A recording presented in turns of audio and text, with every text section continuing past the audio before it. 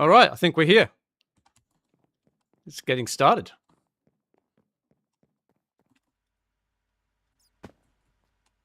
All right. Okay, what are we doing today? Well, there's a lot of building tasks I want to get done. As I've said previously, actually in the last video as well, I don't want to do too much progression on stream, but building for me doesn't count, or redesigning stuff that's already there, because I don't want to skip allowing people to have the ability to see things and so on. Yeah, okay. I probably should just gather some resources. Actually, let's do a quick check of what we've got to do. So this building here I'd like to finish.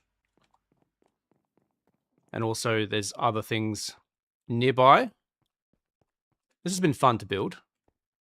Anyone that was here for the first live stream, this was just basically just a tiny shell, just a few little sections like this bit here. So yeah, okay. And then of course there's this to deal with. This I've been putting this off. This was an accident and I need to fix that up. That shouldn't take too long. But that also means needing to move that.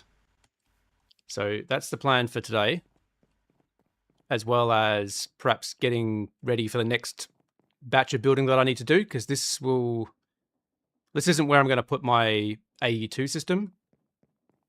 And I do need to finish this building here as well. So yeah, that's the plan. Let's look around. What should we...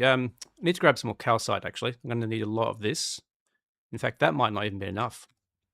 Let's have a look. What do we need for calcite? I've forgotten. Might be worth setting up a machine that makes calcite. Calcite. How do we make calcite?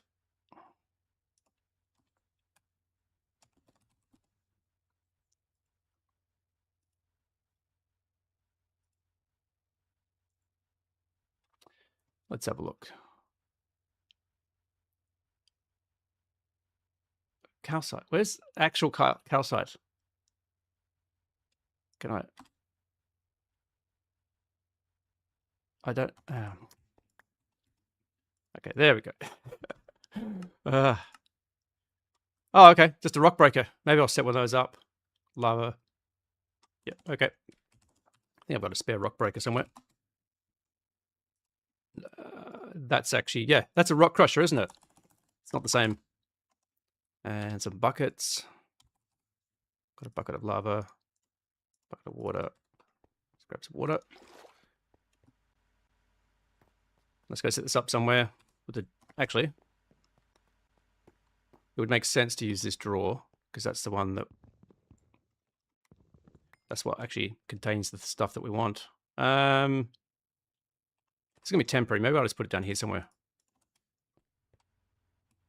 Just put that here. Grab some copycat panels.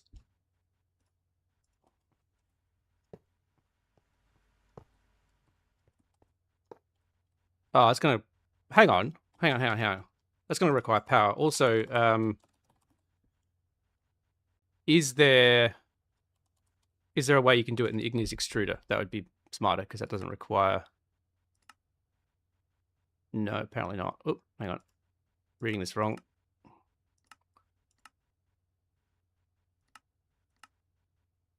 There's not, I don't think. Let's have a look.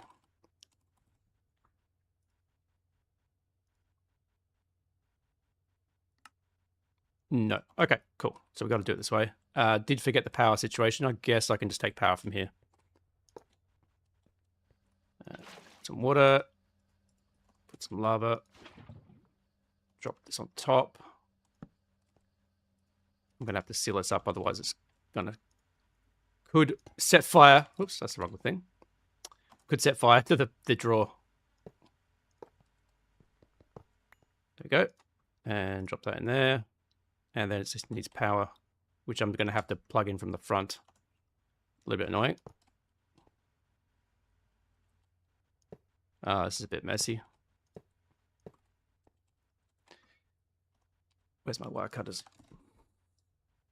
This is just to make sure that we've got enough calcite for the next episode. Well, for this episode, basically. Do a bit of that. And that should be filling up. Oh, awesome. Cool.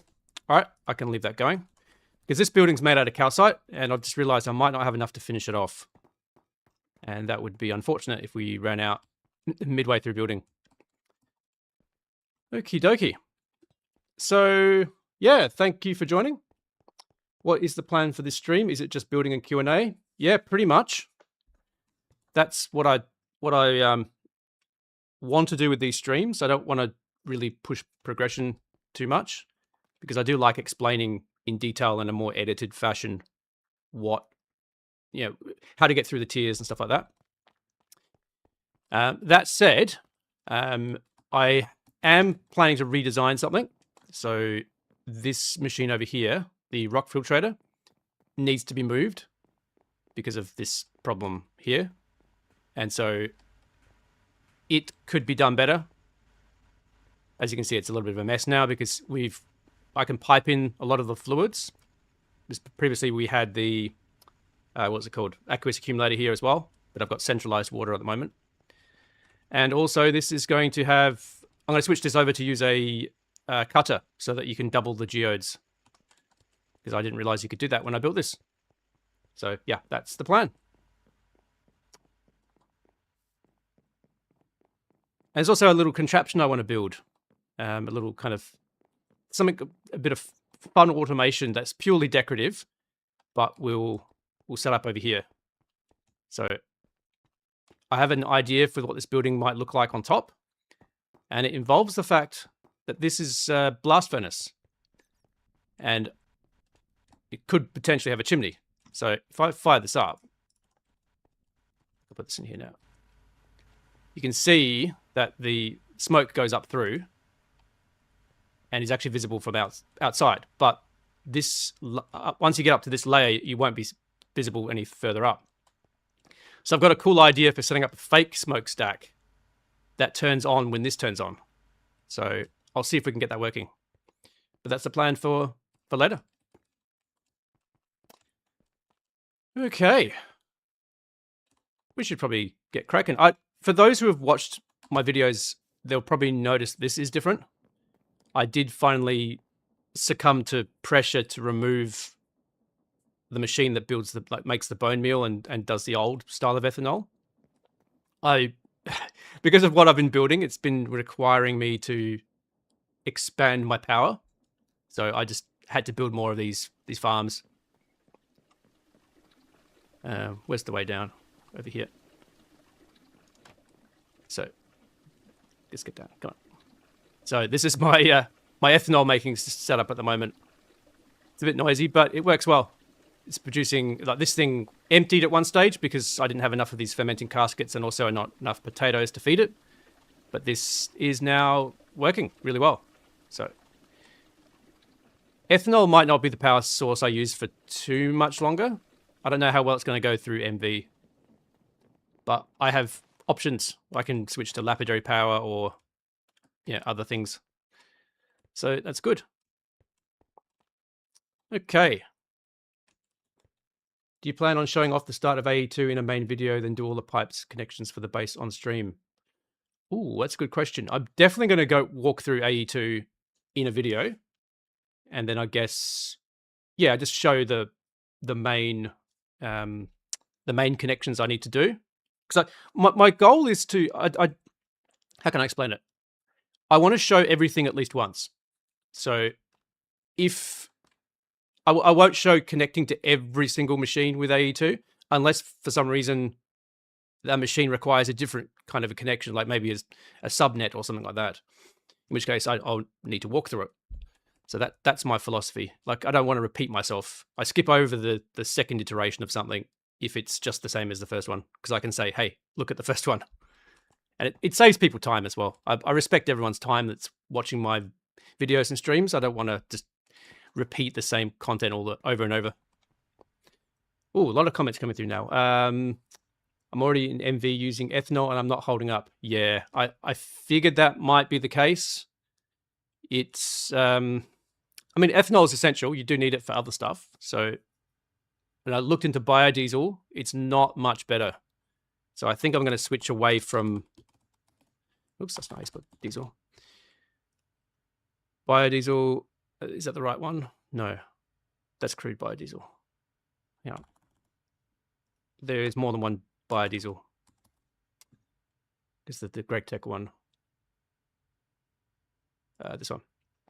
So this is doable because we can make sodium hydroxide and some kind of seed oil, ethanol, and you get out 6 buckets of biodiesel. So it's a 6 times multiplier, which is kind of cool. But you do need loads of seed oil. And seed oil seems like it's very slow. You need loads and loads of seeds. And you don't get much out of it. So that might be a problem. And also biodiesel is not much better than what's in a combustion generator already. If I switch to this one, ethanol takes 190, gives you 192 EU, and biodiesel gives you 256. So it's only a third more. So not much. It's not really worth it. I might be better off switching to something else and then coming back for the fuels later. Because obviously high octane gasoline is the meta. Everyone loves that. And what's not to love about that amount of power? So yeah. Hey James. Still catching up on the comments. Personally use the Create magnets to power my base. I'm late MV and it's still holding up. Just worried I won't be able to keep up in HV. Yeah, in my first playthrough, I was using the magnets probably up until about that point, MV. And then, it starts to fall away. What I switched to at that point was lapidary dynamos. They are pretty good because you can upgrade them quite a lot. So they're not hard to make. And they produce power just from gemstones. So most of the stuff that comes out of sifting sand. So you got lapis, diamonds, amethyst, and emeralds. Give you varying amounts of energy. I think diamond is the best.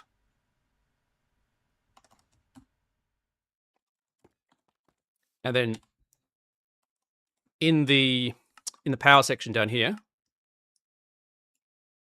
it tells you about the different things. And you can actually add these additional upgrades that basically double the amount of power it produces. And there's ones here that make the energy source more efficient. So same amount of energy, but it lasts longer. If that's better. And it's pretty simple to set up a sifter that's just producing loads and loads of diamonds. So that's probably what I'll do once I run into problems here, because it's easy to set up. But I just wanted to try emeralds. I wanted to try ethanol because I didn't want to go down the Create diesel magnets, etc. route this time. So I'd try something different. I use lapis over diamonds as it isn't used for much. Yeah, true. Yeah, but I mean diamonds. There's diamond dust, I guess, can become pretty useful later. But yeah, you're right. Yeah, lapis also works. Diamond dust. Where's that? Is there we go. Yeah, you can make diatrons and things as well. Oh, okay. I'm going to need to make that, aren't I? Make some of those for later. This is a recipe that is really good. If you need lots of carbon, just electrolyze 1 diamond dust and you get 64 carbon out of it. It's amazing. So, yeah. Okay. What should we get started with? I guess I can probably start this building. How's this going here? Look at that. There's tons in here now. Let's grab lots of this. Let's use the stone cutter to make a few different types of bricks. What else do we have? Actually, let's have a look.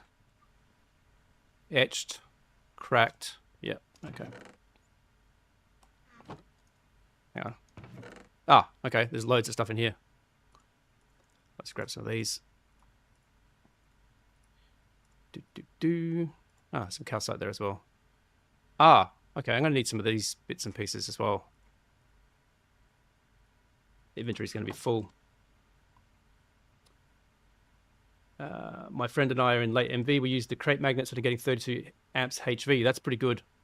You have to keep them running on 50 plus huge generators using a massive fermentation farm. Yeah, if you just keep like just spamming and expanding, like just making lots of farms and stuff, you could run it for a long time, I think. It's just every time you go up a voltage tier, it's 4 times more. So you just got to multiply it by 4. If you're willing to do that and commit to that, then go for it. Eventually, it would become unsustainable, though, I think.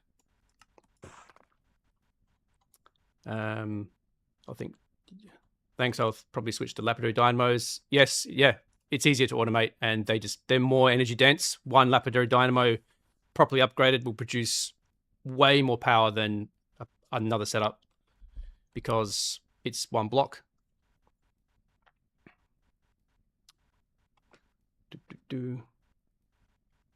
Yeah. I mean, we're playing a skyblock, and so we have infinite resources. Essentially, there's nothing stopping us from creating all the resources we need for anything. So the only enemy is time. It's how much time you want to invest in expanding the infrastructure.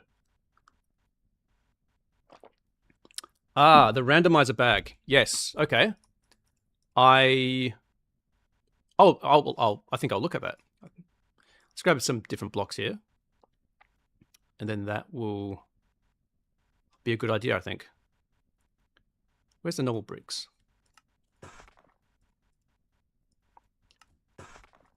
Okay. Okay. Put some of these other ones away. Oh, I didn't make any cracked ones. Hang on. This almost needs a search. It is alphabetical, but I always find it hard to find things. That one. Cool. All right. Randomizer bag. How's that work? Oh, okay. It's part of effortless building. Leather randomizer. Golden. What's the difference between them? Okay, let's make one of those. Just upgrade it to the best one. Oh, you don't. Oh, my mistake. You don't actually don't need the previous tiers. Oh, well, I got one of each now. I can try them out then, see if there's any difference. So what's this do? You can't actually right-click them. Sneak right-click to open the inventory. Okay. So that's got 2. That's already got something in it. I don't know how that happened. Okay, so it's just how many blocks you have to pick from. All right. So I'll get rid of those 2. Whoops, hang on. Just realized there was some stuff in that one. Okay, let's get rid of that. Okay, so what I'm going to want is calcite bricks.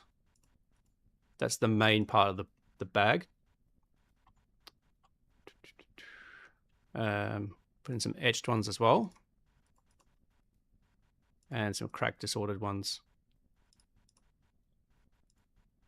Maybe that's it. And these other ones, I'll hold back. So,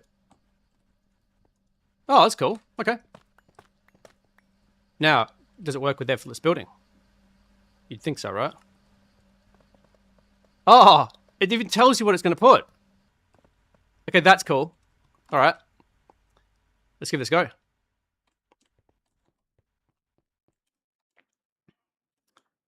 So I do need to continue the shape of the building. Probably you want some of those smoothed inlaid ones. Do I have any of those? No. Okay. That's one thing I forgot to make. Those in there.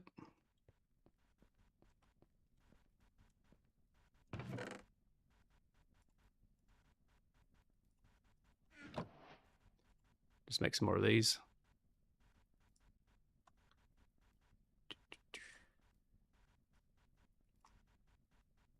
Wow. Still need that search. Smooth inlaid. I can't see it. Oh, there we go. Cool. All right, let's get a view of this building. So it makes sense to continue that kind of trend of having that there. So let's place some of those down then. So where's this? That would be here, I think. Am I doing it wrong? No, that's right. And then, which one? Ah, okay. There. Okay. Ah, I did figure out how to turn on hover mode for this this liquid fuel jetpack, but it's more like feather fall or slow fall, because if you turn it on and then let go, you very slowly descend. I mean, actually not that slowly. So it's not super useful because you're bobbing up and down. Oops, and then you make mistakes like that. Ah, okay, hang on. So another way that works, I found, is just to hold space and shift, and it just hovers in midair, but then you move very slowly, obviously. So this, I think it's balanced well, because the jet boots are pretty crazy. Once you unlock those, you don't want the jet boots to be useless. So maybe I'll just, whoops, maybe I just count. Is that gonna be 1, 2, 3? Is that gonna be right? Yeah, okay. Let's do the numbers. 1, 2, 3. 1, 2, 3. 1, 2, 3. Just keep going around. Whoops.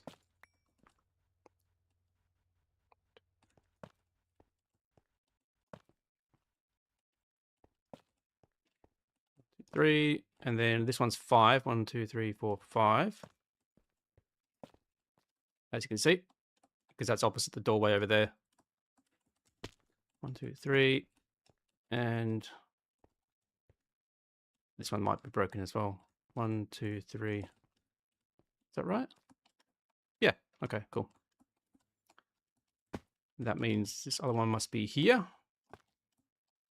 and this one there, and then. Ah. Okay. That's a full stack. Is that right? I think so. Okay. Let's try this bag then. Do some walls.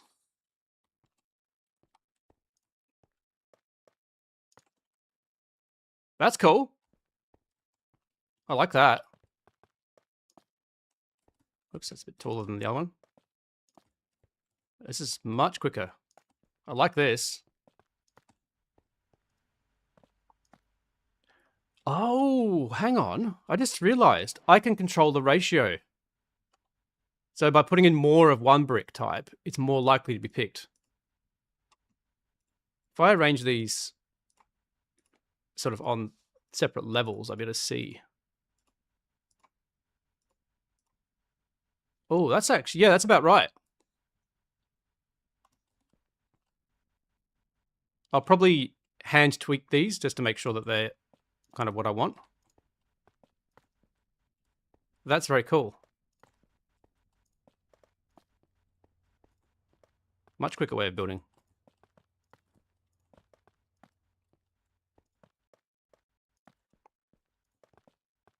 You can see it's run out of something. It's run out of. Ah, okay, that's fine. Some of the variants that I've been picking there don't look good if there's too many of them. I really need to sort of use them sporadically. Well, sparingly, I should say. That's the word I was looking for.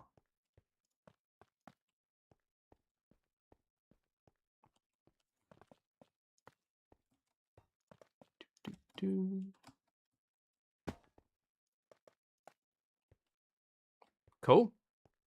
I probably need to go one block higher. Actually, let's have a look. How tall are my modules? So you've got 4, isn't it? Okay, it does need to be one block higher. And also we do need some of this blank calcite carving in between them for consistency. I barely played this pack, only reached LV. Okay. That's, I mean, there's a lot to do to get to LV, especially for the first time. So, you know, that's nothing to, can't think of the word. Nothing to be unhappy with, I guess. Like it's a big pack. It keeps getting bigger every time they do a release, it seems, like especially in the end game. Ah, dang it. I'm gonna have to get rid of those, aren't I? Down the bottom. Yeah, that's made a mistake there. But yeah, I feel like it's a very rewarding pack because you just it doesn't make it's not necessarily easy, but there's loads of different mechanics that you get to touch during the gameplay. And LV is where it just starts to kind of open up. There's a lot that you can start doing from there. You get into electricity and chemical processes. So yeah. Did you have plans to continue on, or is that sort of did you get to LV and just not like it, or is it too much of a grind or anything like that?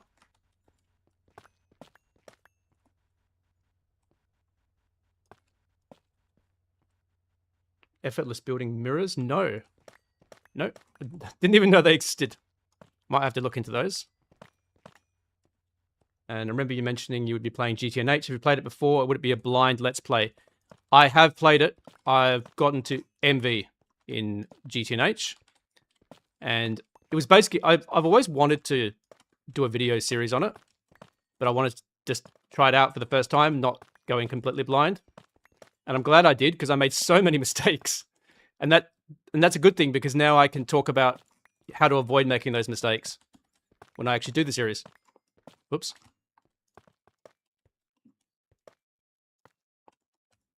It's loads of fun. I think it's really well balanced, GTNH. You really feel every little bit of progression. Sorry, I should say what I did play, I felt was really balanced. So you feel every little bit of progression because you have to fight for it. But then I'm the kind of, I like to play games like Dark Souls and Elden Ring and stuff like that. So I don't mind a bit of a difficult challenge that you have to overcome. That's not for everyone, and not, that's reasonable. But I think people should at least give it a go and experience it. I'll keep going, doing some other packs with friends. So I don't have much time. Yeah, that's fair. Life does intervene sometimes, but yeah, definitely follow my series, and that should give you some tips and things on how to progress. All right, let's check out the bag. Put some of these ones that we didn't use back in.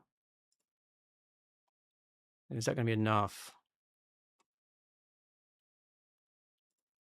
Ooh, I just had some thoughts. If I was more organized, I think I would have done this slightly differently. Oh well, doesn't matter. Let's keep going. Take these out. Okay. I should explain what I'm doing and why I'm dithering around. The cracked bricks, when I've been putting them into places, I generally like putting them in the bottom and top. So it's kind of like the weight of the bricks above, or the weight of it crushing against the floor, is what caused the cracks. So sort of like here. So I put the cracks together down the bottom or in the top corners, like where their edges meet, because that to me is where the structure would be the most under stress. So I don't like putting cracks all the way through the middle of the walls. It's more a bottom and top thing. Yeah, that's basically what I'm trying to get to. Our main goal is to build, unlock the classic Stargate, and then reevaluate how we feel about the pack. Yeah, okay, that's fair. Yeah. I played GTNH, but it's extremely grindy, and early game is so slow, especially because when I played it without any prior Greg tech knowledge. Also, I love Dark Souls 2, which ones have I played? Okay, it's two parts to that. Yes, GTNH is very grindy. Once you realize that all the recipes are, trying to be more realistic. Oh, that doesn't work. I can't hover while trying to place them. Once you realize the recipes are trying to be more realistic, and that's why they are the way they are, then it becomes. I don't know. I got over the whole grindiness of it. I just had to. You just have to accept it. If it's too grindy, play a different mod pack, I guess. It's not for everyone, and there's nothing wrong with not liking it. Is that too tall? This would. done this probably the worst possible way. I'm going to do this without effortless building turned on, I think. I'll just do it this way. And in terms of Dark Souls, I play on PC, obviously. So I haven't played Bloodborne because that's not out on PC, but I've played all the others. So 1, 2, 3, and Elden Ring. Not Demon Souls, or was there another one before that? I can't remember. Whoops, that pushed me off there. And yeah, love them. Very different style of gameplay. Very challenging. But yeah, when you fight a boss in that and you end up failing, 50 times, and then finally you manage to get through, it's the best feeling.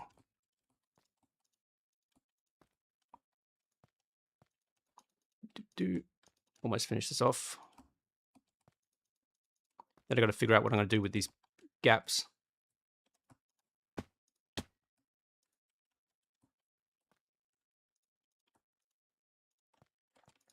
Has anyone else noticed about the jetpack, or creative flight, or things like that?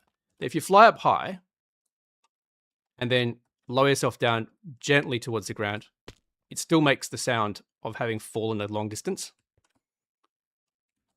I find that weird.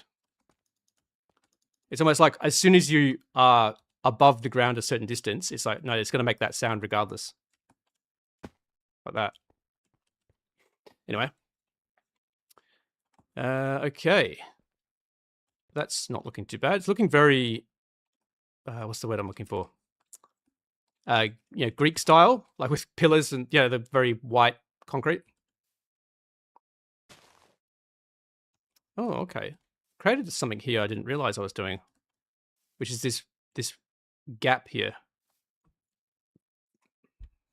May need to change that. We'll see. We'll see. I always change things all the time. So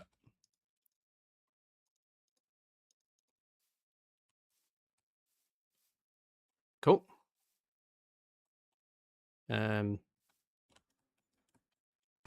We're gonna need some more of that wood, aren't we? That stuff. What was that again? Stripped mangrove wood. Okay, I'm gonna have to make some more stripped mangrove wood. What do we have? Oh, okay, I've got some mangrove wood, and that's the one that we need to strip, isn't it? All right. Let's place down a bunch of that.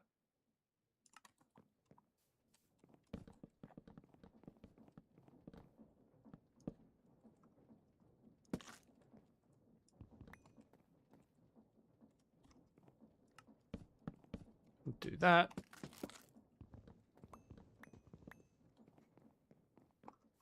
And what are these? They're copycat walls. Copycat wall. 34 is not going to be enough, but we're going to run out of stripped mangrove before we run out of those.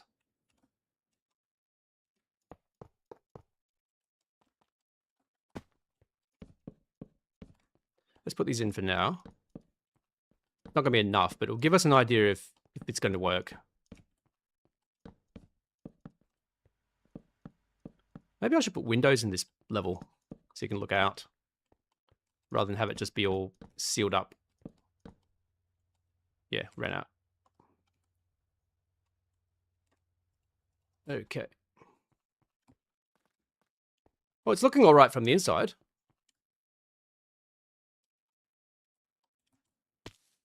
And yeah, looks all right from the outside.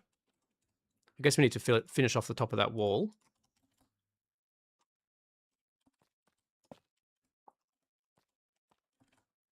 We're going to need more blank calcite, aren't we? Yep.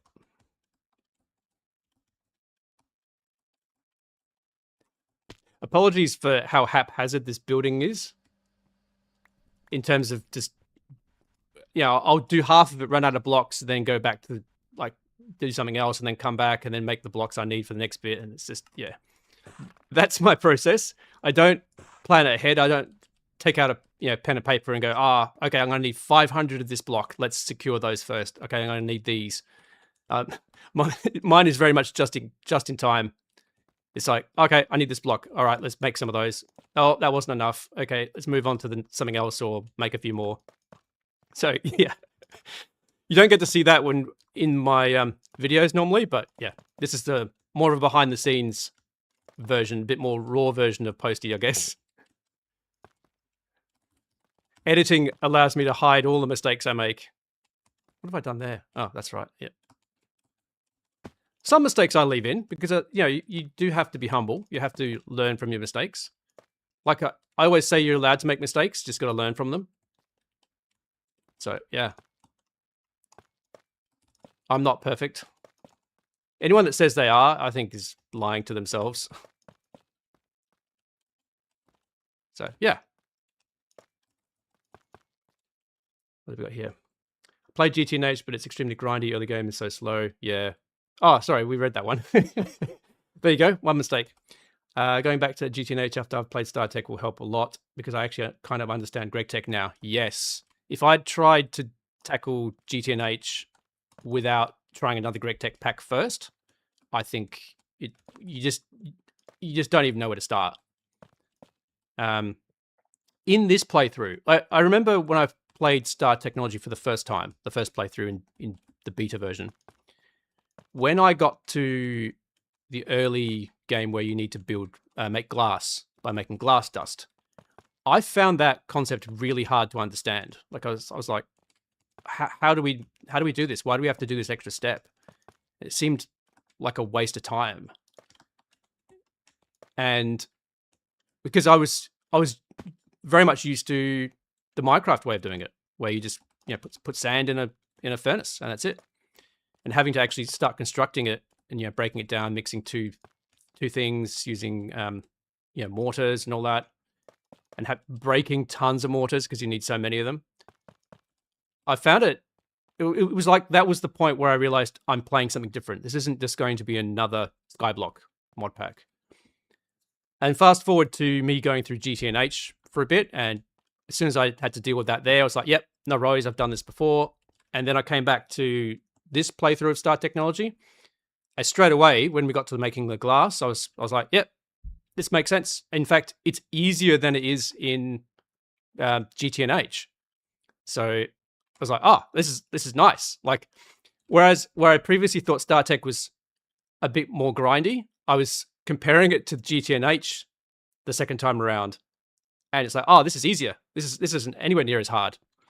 So yeah, it's funny. It's perspective, I guess. Whatever you've already tackled. Love your building style. Thank you very much.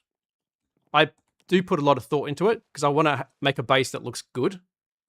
Part of it is because you need a break from constantly progressing and grinding out stuff. You need to just take some time to focus on something that's not technology, I find. And this helps me a lot. What am I was going to do something. What was it? Why'd I come down here? Ah, I need some more of that wood. Okay, so that means I need to actually make more wood using the proper gules and some bone meal. So I don't have a farm for that. Get some dirt. Where should we go? Somewhere wide and open. Over here, I guess.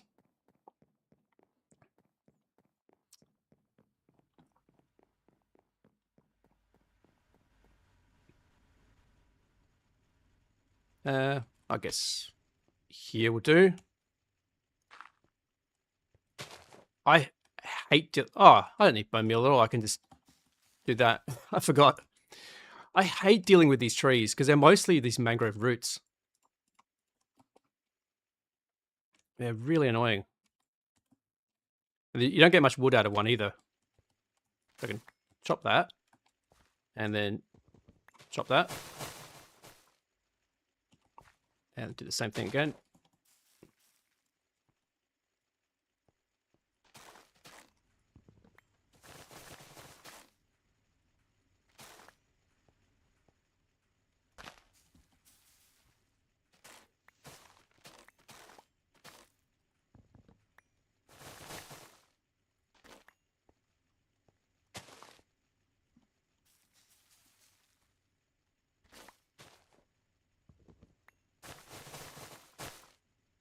42.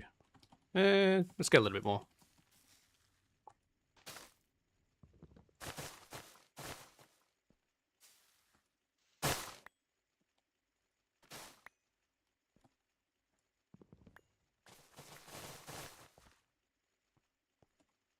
There we go. Almost a stack. I don't know if it's coming through on the stream, but I've got this like pinging sound because my inventory is full and my magnet is dragging along some of the items. Can you actually see them? No. Okay. I need to go somewhere over here and just drop them off.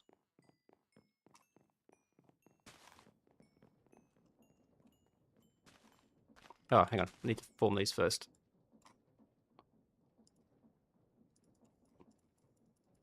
Make some of these. Let's get rid of some of this stuff in my inventory. Can't make. No. Okay. So 45 is what we have to work with. Hopefully that's enough.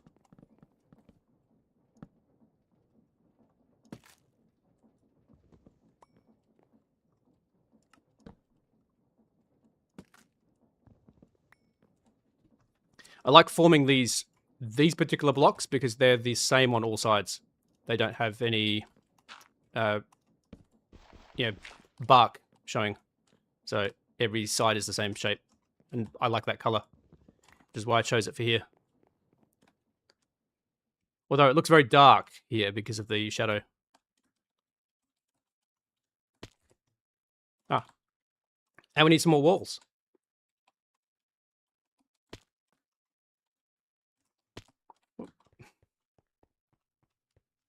All right, let's grab some zinc. Make some more of these copycat walls. Where are they? Right there.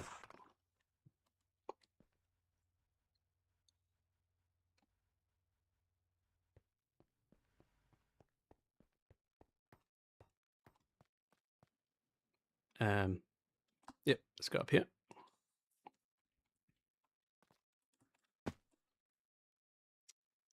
And just put them into my offhand and then just finish off these walls.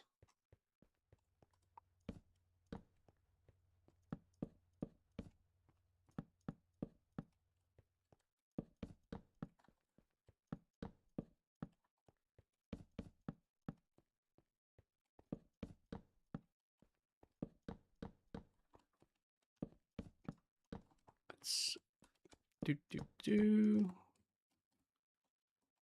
All right, almost there.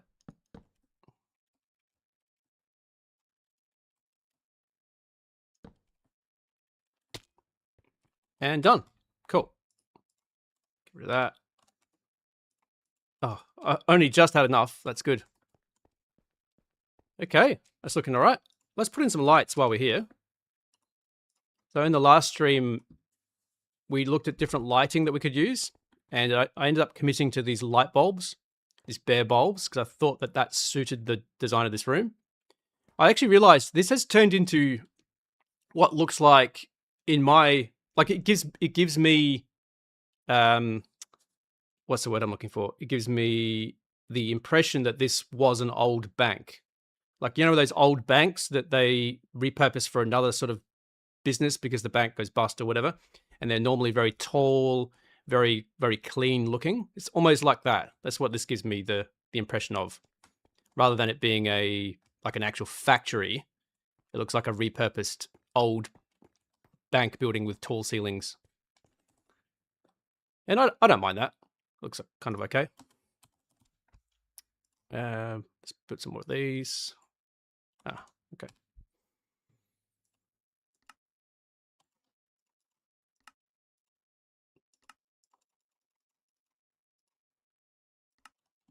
And what were we doing? We're putting them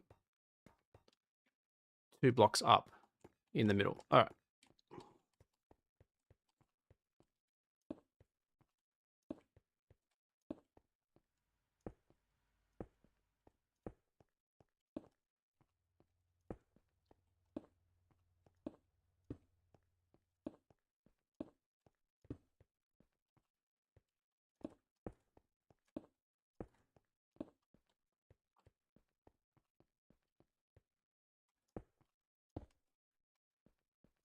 I think that's right. Cool. All right. Let's have a look. Yo, I was a big fan of your first Star Technology series, and I love the builds you're making in this series. I'm super happy to see you take up streaming. Thank you very much. It's something I've wanted to do for a while, and it's taken a while to drum up the courage to do it, to be honest. I've, like, at least for about a year, I've been thinking, oh, I should really give it a try. And it's, yeah, I'll be very honest, I've been too nervous to actually try. I was like putting it off. You know, now this weekend's not right. No, maybe not this weekend. And then I set myself a goal this year to actually start, and I started about mid-year. So I guess that works out. But yeah, I'm finding it's really fun. I get to chat with people like yourself, and just spend some time explaining things that wouldn't normally make it into my videos. So it's like a secondary outlet for my explanations, I guess. You're the first streamer to ever stream on Australian time. I don't have to wake up to 3 a.m. if I want to watch your streams. Okay, I doubt very much that I am the first streamer, but yes, I appreciate what you're saying. A lot of streamers tend to target, you know, other time zones, I guess. But yeah, thank you very much. I don't know if I like what I just changed then.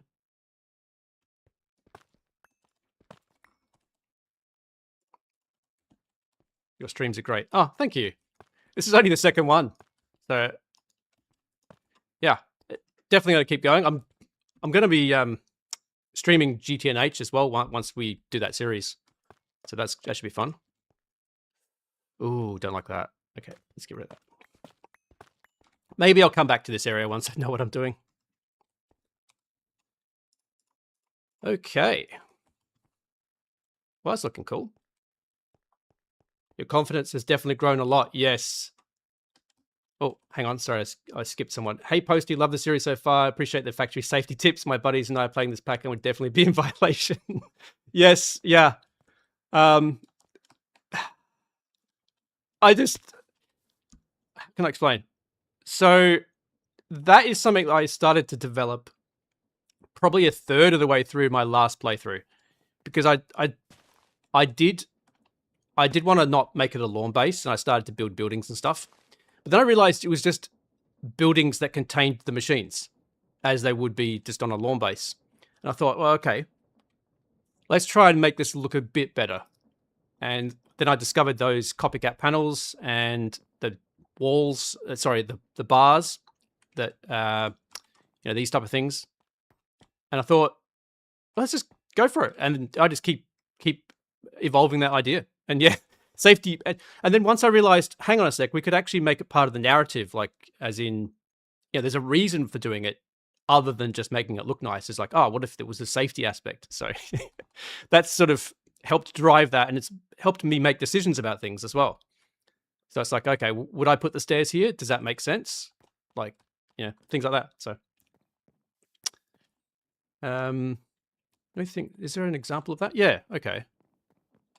An example of what I'm talking about with the stairs is I was thinking about, if you were a worker, what is the chance that you accidentally step into some stairs and fall? So that's why this is here. So the stairs don't come up. If you're carrying a box or something, you can't see what you're doing, you wouldn't just stumble down the stairs. You have to actually walk into here and go down, if that makes sense. I don't know if that's part of normal work health safety stuff, but it seems to make sense to me that you want to avoid accidental, like, falling downstairs or ladders. There's another one. Where have I got a ladder? Don't use too many ladders. There's like just a ladder here that I use for some maintenance sometimes. But yeah, anyway.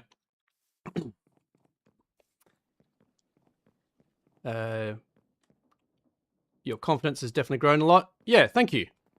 My first video that I ever did, which is still on my channel, I watch it back now and I absolutely cringe.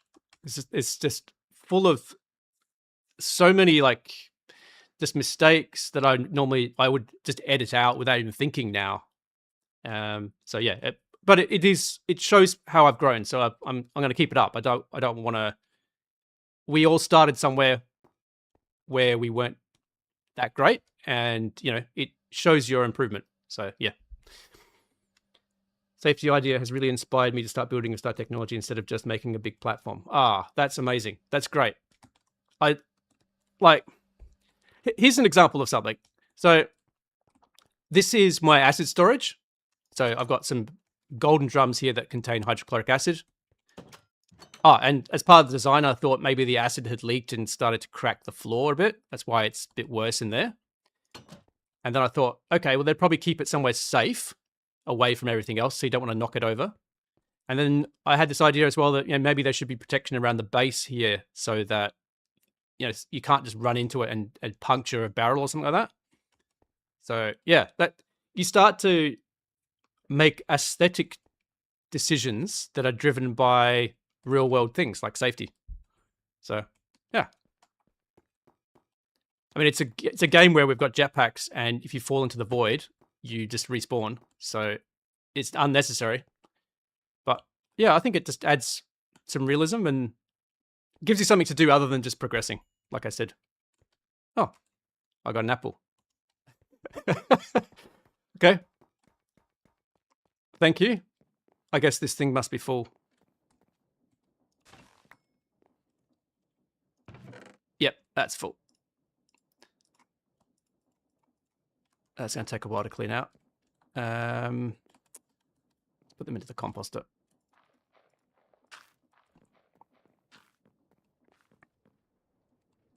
The timing on that was hilarious. It's just like, oh, here, have an apple. That's one of the bad things about the magnet. You just end up just picking up random stuff. Might be an acid apple.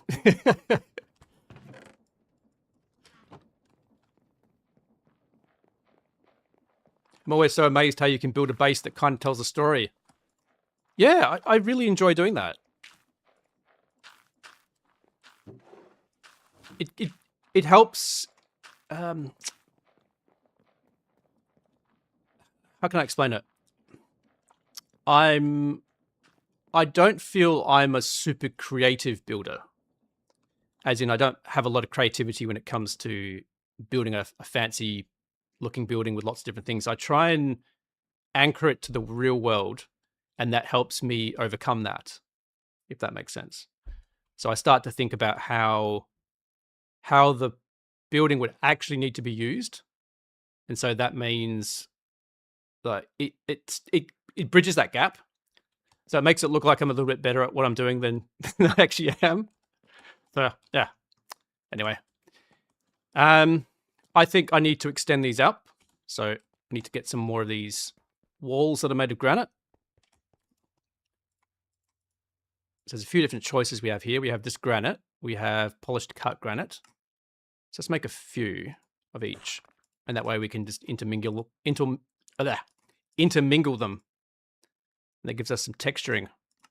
Cut granite. What else have we got? Any other options? Cut. Is that the same one? Yep. Cut granite. Yep. And I think that's all. I think there's only 4 types. Polished cut. Small granite. Oh, okay. No, there's another one. Whoops. All right.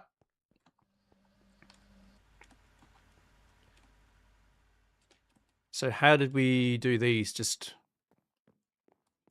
going up, I guess. There's no actual pattern to them. In some cases, I put different ones down the bottom to show sort of a texturing or like a wearing kind of pattern.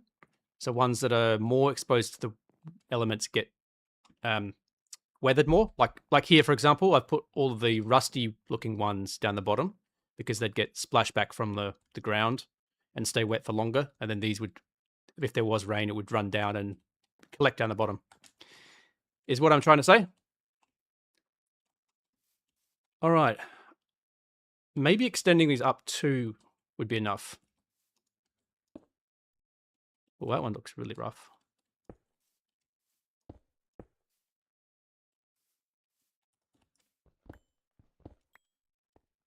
You know what? Let's use the bag again.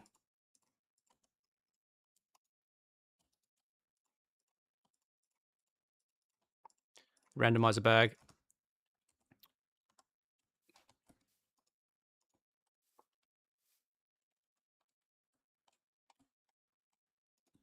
Oh. You can't place a block while you're trying to hover because it opens the bag. I'm just gonna have to do it from above, I think. It's not the best way to do it. I'll be really happy when I've got the jet boots.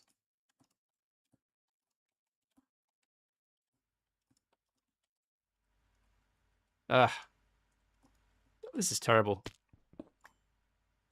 Would it be better to use scaffolding? I don't know. Sometimes building on the outside is so tricky. Where's my scaffolding? I used to have more than that.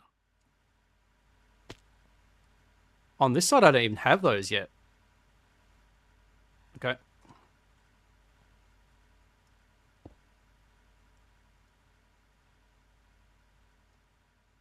How high do they go? Okay, there they go.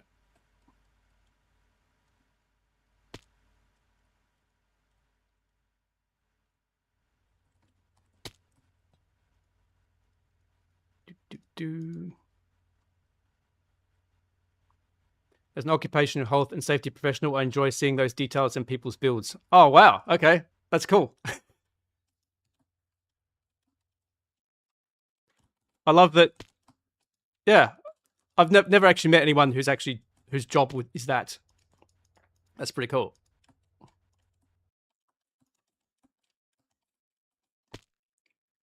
I guess the best YouTubers enjoy telling stories in a relatable way. Yeah, I guess so. I wouldn't say I'm the best YouTuber though. I'm trying. That's all we can do at the end of the day, really, isn't it? Just do what you love, and if other people like that, then that's the ideal, isn't it? I think there's a column missing here. I think there should be one there. Let's put in some more of these heavy calcite. Ah, only one brick. Okay. Wonder if scaffolding would work better. Yeah, I'm thinking that myself.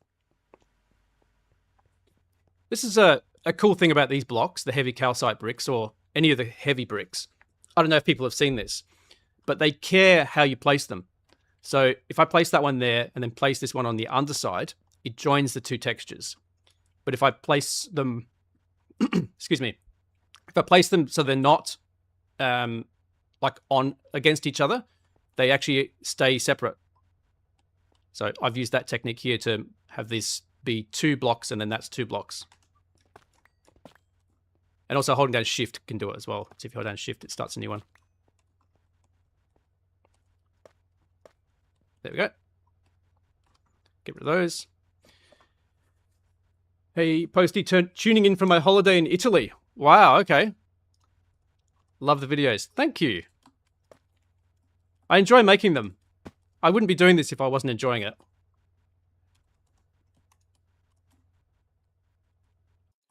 It's something I've wanted to do for a while. And now, of course, yeah, streaming again as well. Okay, need that corner done. You're definitely one of my favorite YouTubers and you're one of the ones I watch consistently. Ah, thank you. I find it very hard to imagine that I could be anyone's favorite anything. But, I'm not going to... what's the word I'm looking for? I am very grateful. Thank you.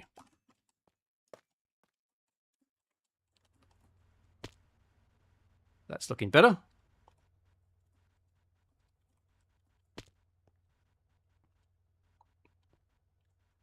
That does look a bit weird there without one of those beams. It's got a bit of a higher vantage point. It's not amazing, is it? This side hasn't been done at all. We'll come back to that. No one's going to see it. No one's going to see it. It's fine.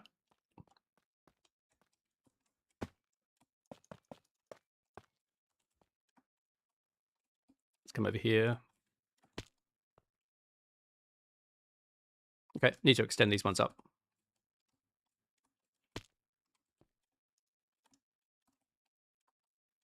Oh, hang on. Have I gone too far with those? Whoops. Yes. Okay. Oh, it's only 2 blocks I needed to go. Yep. Oh, there's some scaffolding.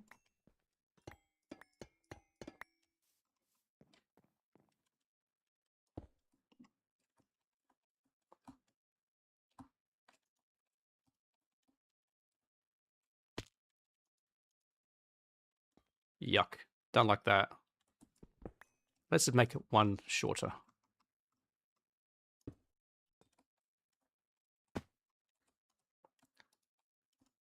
And that should be it, I think. Yeah, that'll do. And now I probably should put another one of these copycat bands halfway up. Maybe I could put it along that ridge there. That would work. Copycat half panel. That one. I'm going to need more. All right, let's dump these things out of my inventory.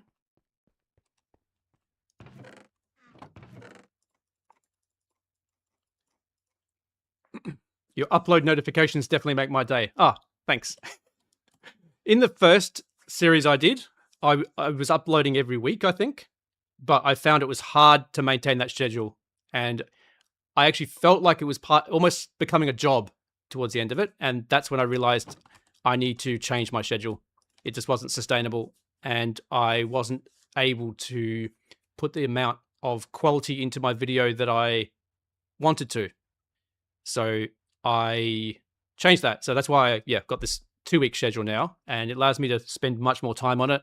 And also it buffers against unforeseen life events that happen. Because, if you're sick for a few days, that makes a huge difference if you're on a weekly schedule versus like a 2-weekly. And stuff happens. So that's just, it's life. And I don't like missing uploads because it's, people get used to that consistency, and it's better for the algorithms and stuff like that as well. But, it's not about that for me at the end of the day. I do really like the design of this base. Also look forward to seeing what you do in GTNH. I think I heard you saying you'll do that next. Yes. Yep. GTNH is the next series I'll do. That's probably not going to be for a while, because if I'm doing this every 2 weeks and I'm only just entering MV, it's going to be a little while. What's this? Blank granite carving.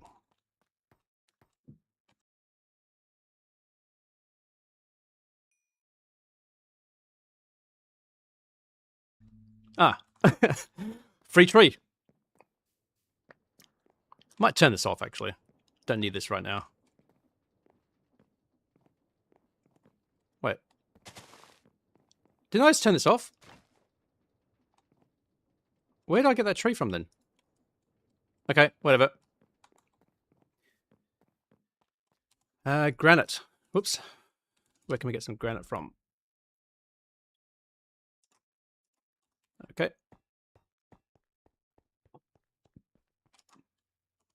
Can we do the same thing with this thing, with granite?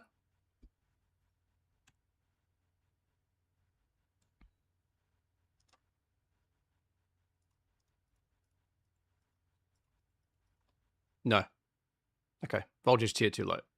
That's fine.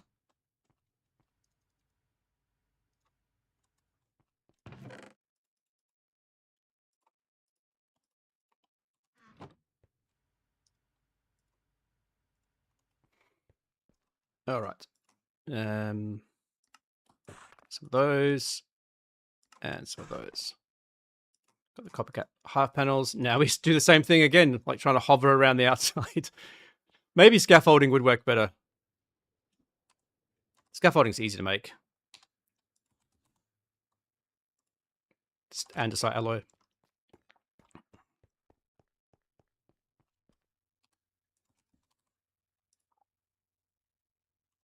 Okay.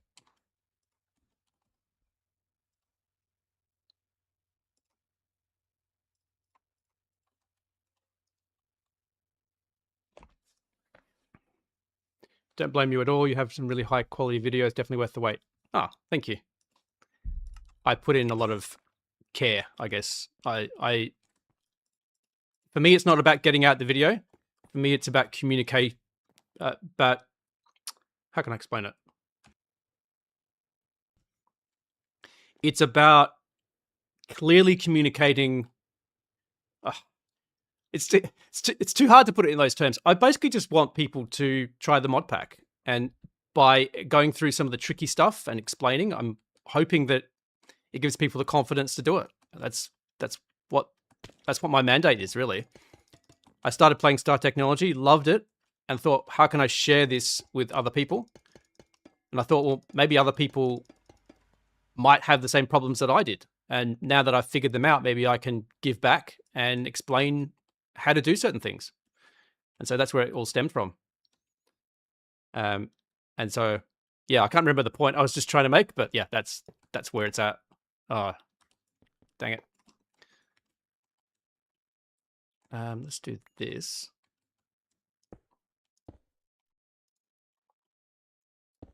There we go. All right.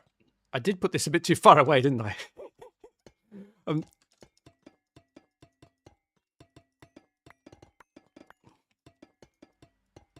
I do love how you can just extend them out.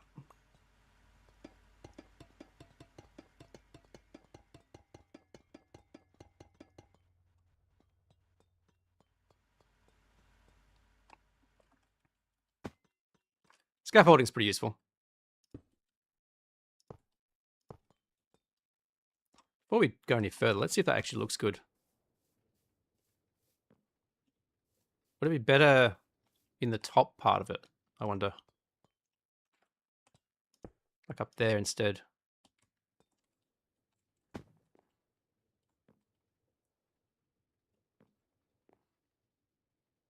I can move it later, but I'm leaning towards the top one.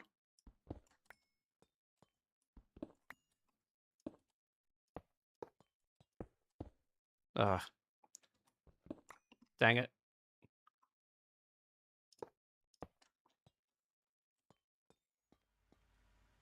There's a free option using a large stone barrel to make pebbles from different materials and then just craft them into blocks.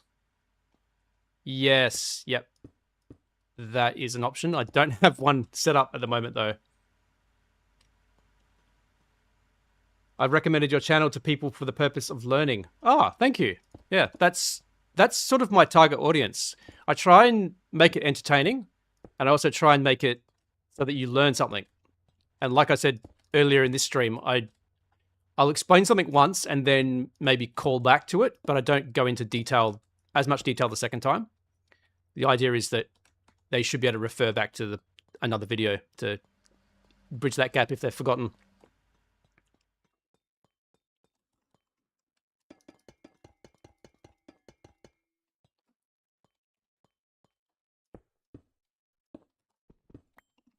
Because I find a lot of other creators, they make quite good quality videos, but they skip over the detail. And when I was trying to figure out how to play the game and I was watching their videos, I was like, well, what did you just do? And I'd stop the video, rewind it, go back and forth, and not really understand what's going on. It's like, if you just said what you were doing there, it would be so much easier. So that was my philosophy when that was my philosophy when I was making the videos initially, and I've tried to continue that.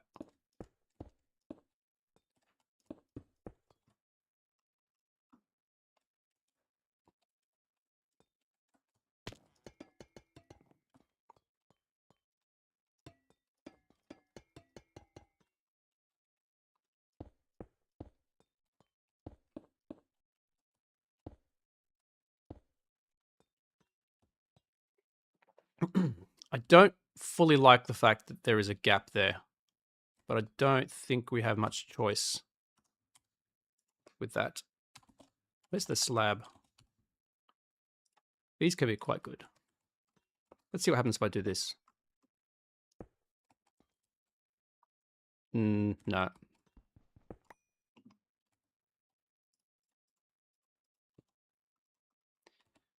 Let's have a look. Let's pop this into here.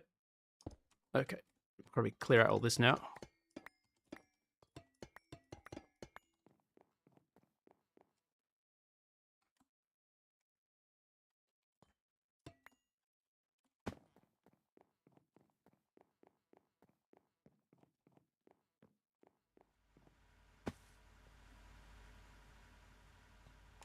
Not looking too bad. All right. Let me just tidy up my inventory a little bit. Okay. This is taking a lot longer than I thought. That's not too bad. Not too bad at all.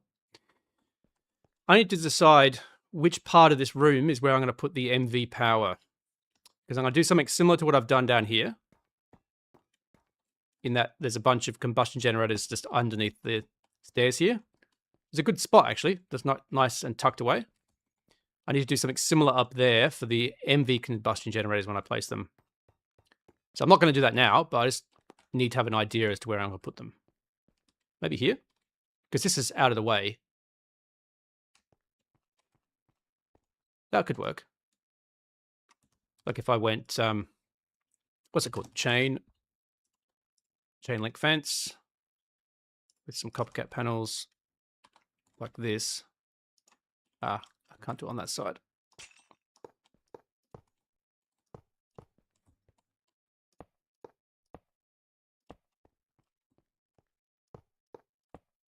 And then put a door there.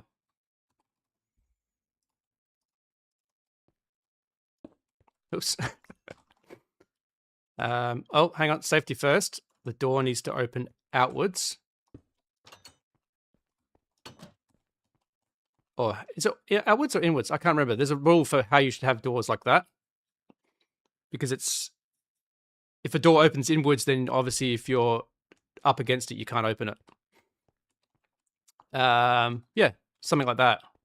Although the door should probably... I don't know. That works. Yeah. Then I could put the combustion generators here. That's probably all I need to do on that for the moment.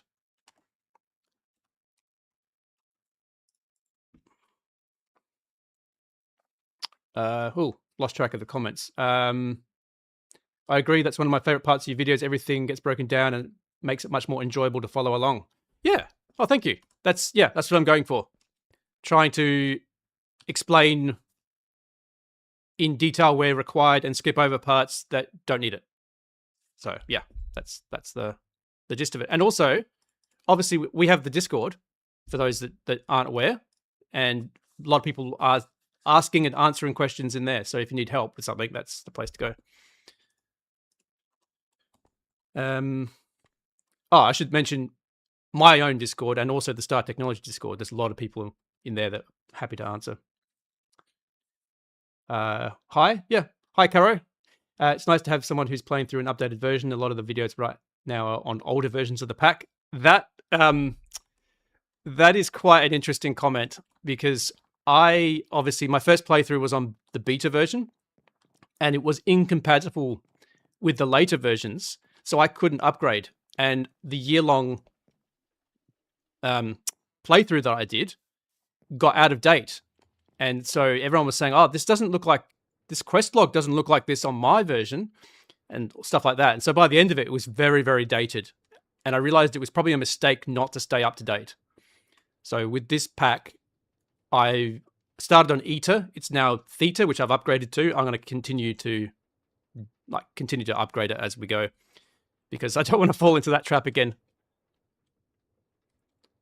It's nice to have... Could you try using a full block? Maybe like chisel or special, maybe a vertical slab. Yeah, I've had a look into some of those. I'll see what that is. Open towards the nearest exit. Oh, that's clever. Okay. Yes, I hadn't thought of that. Dixon, big fan. Can I get a shout out, please? Sure. Dixon, welcome. Welcome to the stream. I think I need to take a short break because I've been talking continuously for 80 minutes. So let's do this.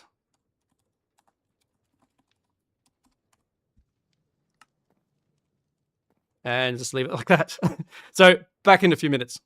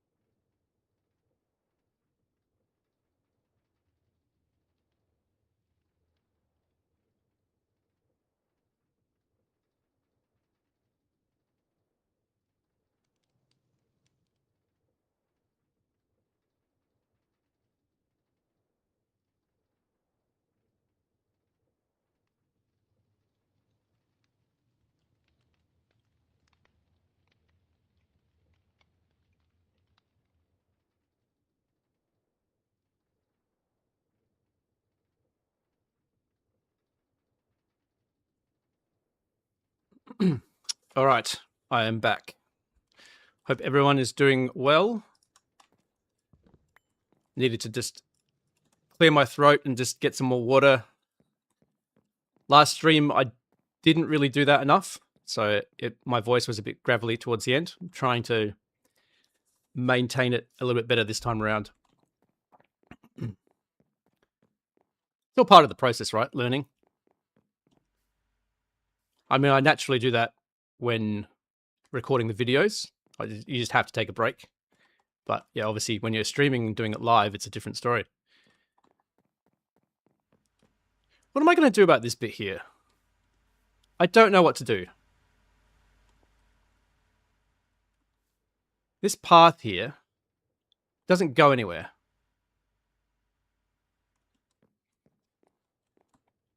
There's a few problems here, isn't there?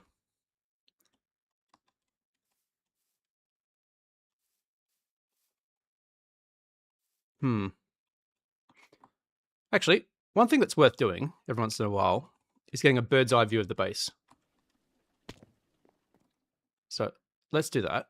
How's my jetpack? 27%. So let's go up and get a feel for what this is going to look like.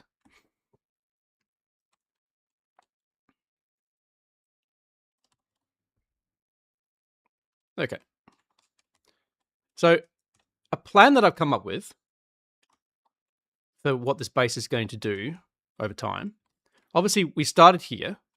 That was our initial... Oh, that smoke is in the way a bit. That was our initial starting area. And then I sort of built these little bits here. I've expanded out this way a lot. What I want to do is actually spiral, I've decided. Not, not in the mental sense, but in the base building sense. So built this building, then this one. Next, I'm going to build something out this way, out here, and then just keep expanding the spiral. Because that way, the bits in the middle will be the low-tech area that's sort of more lush and green and more, spread out and wide. And all the really tall technological buildings will be around it, almost like skyscrapers. And I think I would like the look of that over the alternative, which is just you end up building out in one direction, which is what happened in my previous playthrough. I intended to make something that was central and branched out, but all I did was build a giant building next to it. So yeah.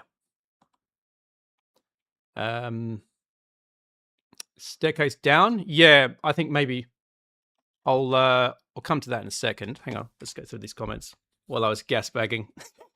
How do you get inspired to build in a lawn baser? I'm a lawn baser, play with friends, different islands, but I can't. But I focus progression and get far ahead of them. I can try to build, but I don't think it'll look good at all. Practice. Just force yourself to build something, I guess. It can start simple. You can start with, what's a good example?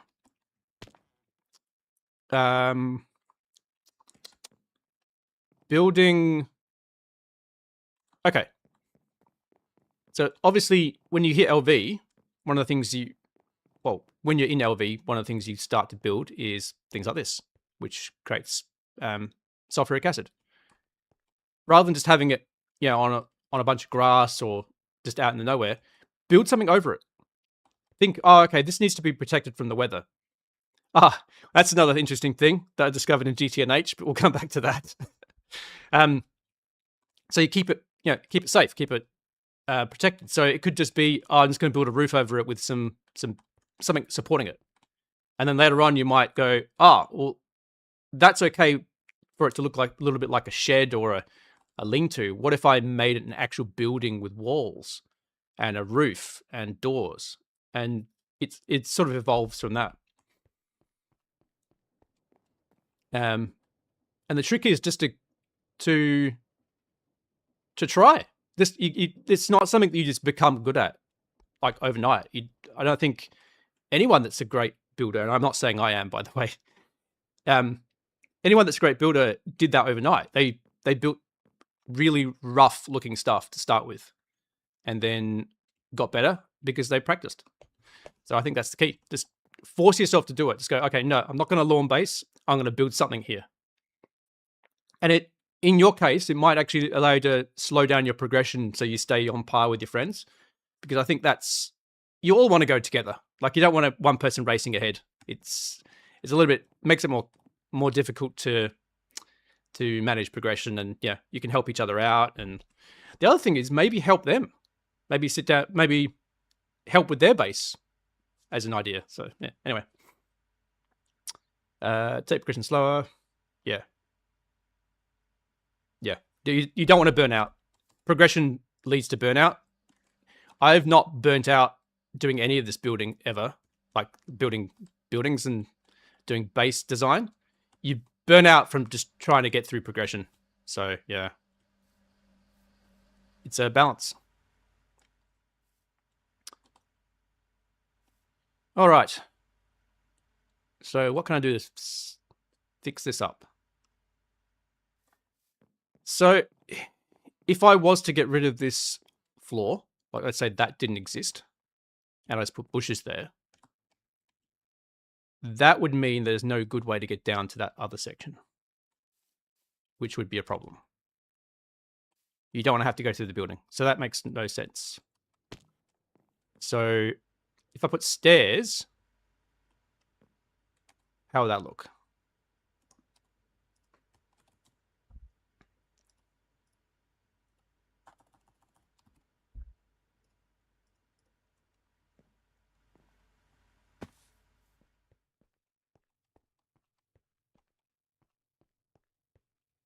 So I can't cut into here too much because it's going to be visible underneath.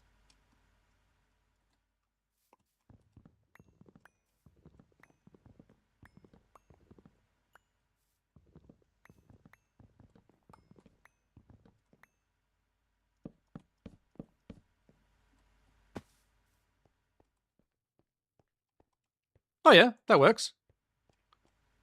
Question is that going to be not shallow enough? Sorry, too shallow stairs.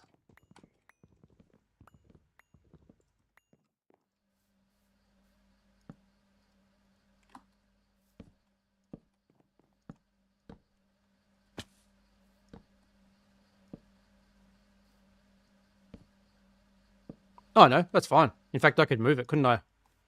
Hang on. No, I've done something wrong there. Have I done wrong?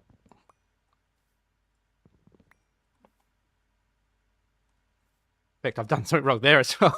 What am I doing? That's not how you stare. That's how you stare. Oh, I'm making a meal of this, aren't I? There we go. So that works.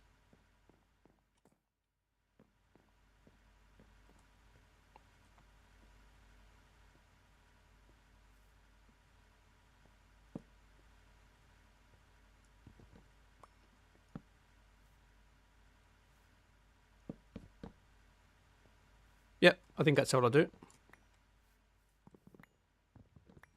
Get rid of this. This is how I figure out stuff in game.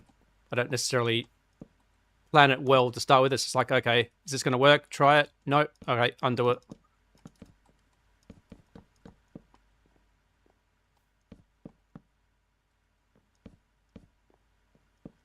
Oops. Screw that up. Okay.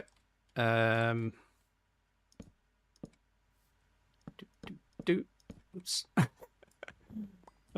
Fingers are not working well today. There we go. And some more of that.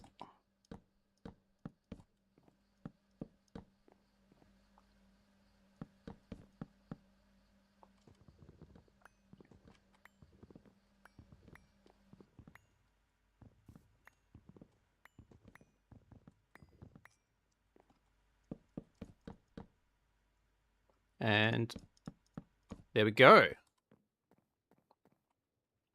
So walking down here. That looks good. Now we need to do something about these edges.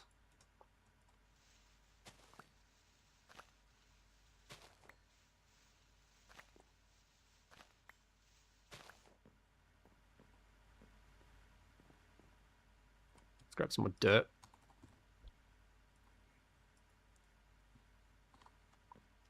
Oh, okay. I've missed stuff that's going on in the chat there. Played StarTech for Greg Tech, then spent 4 hours on Create and other mods. Is there any way I can speed the early game up? I'm on the way to crafting my first basic circuit. Speeding up early is difficult. I'm probably not best placed to answer that because I take my time. I'm not trying to speed run through it. So automate everything you can. That's my philosophy. So just a suggestion to make a seawater line for passive iron 3 chloride. I have made seawater. So this will be in the next episode, but it's not out yet. But I have made a seawater thing over here. I'll give you a little sneak peek. Why not? That's what being on stream lets you do. So this is seawater setup. So it's just, I'm using it to get the salt, obviously. So yeah, anyway. Oh, yeah, hi Coding Craft. Glad you can make it. Still going to be streaming for a little bit longer. So you won't have missed. What you would have missed is us building this a little bit. So it's just extending the roof there. And just normal chat. Thing I struggled with most in building is environmental storytelling. That I like environmental storytelling more than I just building the buildings. I was making a hobbit hole recently, ended up spending 3 hours on the outside without doing the house inside at all. Okay. Why is that a problem? Why is that? Why? Like, if you enjoyed doing that, and you sort of got into a groove of building and making something that you thought looked nice, why is that a problem? Because we're not the only people judging us for playing this game is ourselves. Like, we're not going, well, unless you're actually trying to go for speed runs or something like that. But it's all just, you are the judge of your own progress, no one else.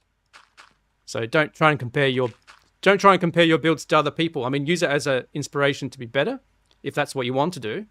But by no means do you have to build the way I build, or, lawn basing is valid. I just don't prefer doing that myself. Let's see. Oh, hang on. Early game shop is crazy. 1-to-1 coin for circuits. Oh, yeah. Yep, that's a good way to actually spend your coins. Because I've got... You end up with lots of them. Hang on. What am I doing? Press the buttons properly. Yeah, I got like 96 coins at this point. And in the shop, we have... Yeah, you can buy your way out of deficiencies and things if you want to. I did do that in the first playthrough a little bit when I was in the middle of a craft and I just ran out of something and it was going to be painful to get them. So I just like bought a stack of circuits or something like that. It is, I mean, that's what the coins are for. It's not cheating. But they give them to you for a reason. Okay, this is looking better. Need to decorate it a bit more. And that means that bush thing here probably won't go there. Cool. All right. Let's clean up my inventory a little bit. And now I think I need to... There's something I was waiting to do, and I think we need to do it. Oh, hang on. Actually, there's a bunch of comments going past. I need to catch up on them. Best way to speed things up early game is with crate. Yes. Press for plates. Absolutely. It's 1-to-1 instead of 3-to-2. Mixer for alloys. Yep. Thoughts on how would someone plan far ahead? Also reached LV and sort of just decided to reset all over again because I feel like I could have had a more smooth early game. Yeah. How can I explain? So this is technically my third playthrough of Star Technology because the first playthrough I did, I didn't record that. I did lawn base basically. It was just this giant mess and I was enjoying it so much, but I was finding it really hard to build things because there was no room and everything was on top of each other, and I wasn't enjoying that aspect. So I decided at that point, I'm going to do this properly and actually make buildings and keep them separate. And I also, for some strange reason, went, maybe I'll record it and put it on YouTube. And so here we are. And so, yeah, that base, which, yeah, I should do a tour of it at one stage, sometime in the future, just to show people what it was like. It was an absolute mess, like nothing like you see here. So it might be fun for people to see it, for, you know, to prove that if I can do it, then, you know, anyone can do it, kind of thing. So yeah. I'm Gamer V2. Yep, I picked that up. So yeah, welcome. Makes my builds end up blocky and not well placed. Not great getting the shape right in houses. Yeah, that's just something you pick up over time. Just keep at it. By planning ahead, I mean the logistics. Yeah, the logistics is hard. It is unforgiving. I will admit that. GregTech requires you to, what's the right way of putting it? You have to change your mindset. Like, you can't just, I'm trying to think the right way to put it. It's a different way of thinking. Once that mindset shift works in your head, it just changes your whole approach to it. So yeah, it's really hard to explain that. But yeah, logistics and just making things. My advice on that is to always give yourself way more space than you think you're going to need, because you always end up having things cramped together. It's just a fact of life. So yeah, I'm just moving this path because I stuffed up the alignment of these things.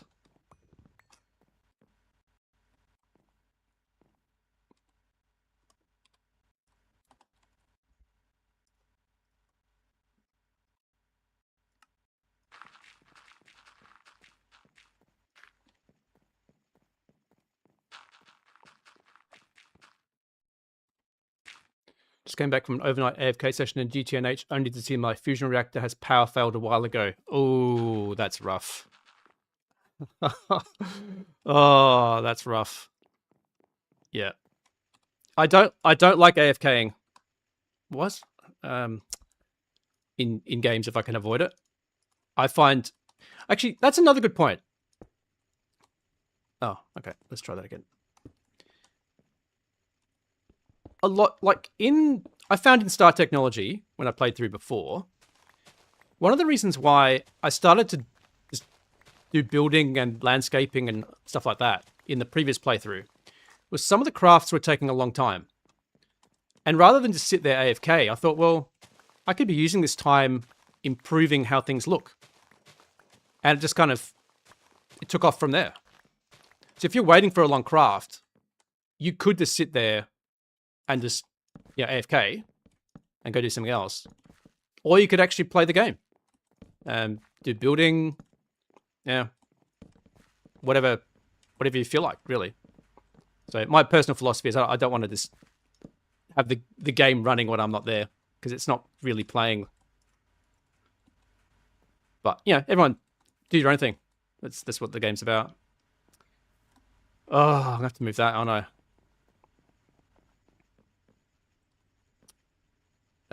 Good evening. Are you also live on Twitch? No, just on YouTube. I have not looked into the Twitch side of things, but yeah. Don't need one of this. Yeah. Don't spend enough time getting. Yeah. Always overcraft items you might need. That is a good point. Unlimited space. Yeah, that's actually a good point. There's no medal for crafting things with the least amount of resources, or there's no medal for wasting the least amount of resources. Just go nuts. Like, this is literally a world where you start with a tree and some dirt, and from that you build what we have here, and then fusion reactors and stuff like that. So just all the resources that you could ever wish for are at your fingertips. You just need to actually put in the time to make that happen. So just do it. If you think you need 2 of a machine, why not build 4? Like, just over engineer. And that is annoying because this is too close. Oh well.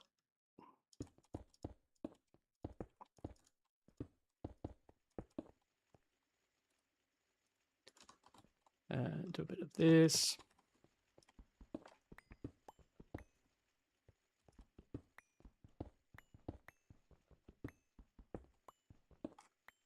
First run I ever did of Star T, I neglected to make automated systems before AE2. I found myself spending a lot of time getting stuff I already got 2 or 3 times. Yeah. You need to passive everything you can. You don't want to be crafting things on demand. If you set up, like, AE2 is really powerful, and if you set up everything to be crafted, through that when you need it. Did I just do that wrong? No. Okay. It's very efficient, but you'll be waiting forever. You'll be waiting for every craft. Every craft will take 10 minutes to do something quite simple. That's why because I didn't realize that to start with. So in my last playthrough, I was just crafting steel and aluminium on demand. Like, I'd grab a big batch of it, put it into the machine, and come back. And that's what I've got going on here. So I'm making signalum, but this is set up to passively make it. And the same with aluminium here. I still need the electrolyzer and stuff to feed in the clay dust. But my plan is this whole section is going to be passive production of the different metals that you need for each tier. So yeah, aluminium, signalum. This will be stainless steel. This will be aluminum, and then whatever the one is for EV, and then further down. Because it's so much easier when you want to craft something to go to your stockpile of 1,000 ingots that has just been made in the background while you've been doing other things. You don't want to have to suddenly go, oh, I'm going to need like 3 stacks of aluminium or 3 stacks of stainless steel, and I don't have any of that, and now I've got to wait for that before I can craft the thing I want. That sucks.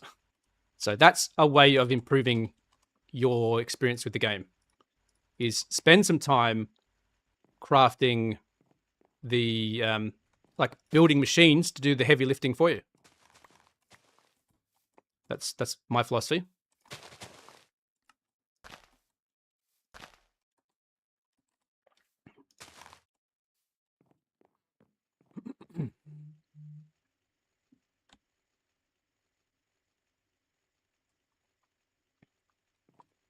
First one I ever did. Yeah, okay. I'm lawn basing this time. Neatly lawn basing. Next run I'll focus more on building. Yeah, do what makes you happy. If you want to lawn base, by all means.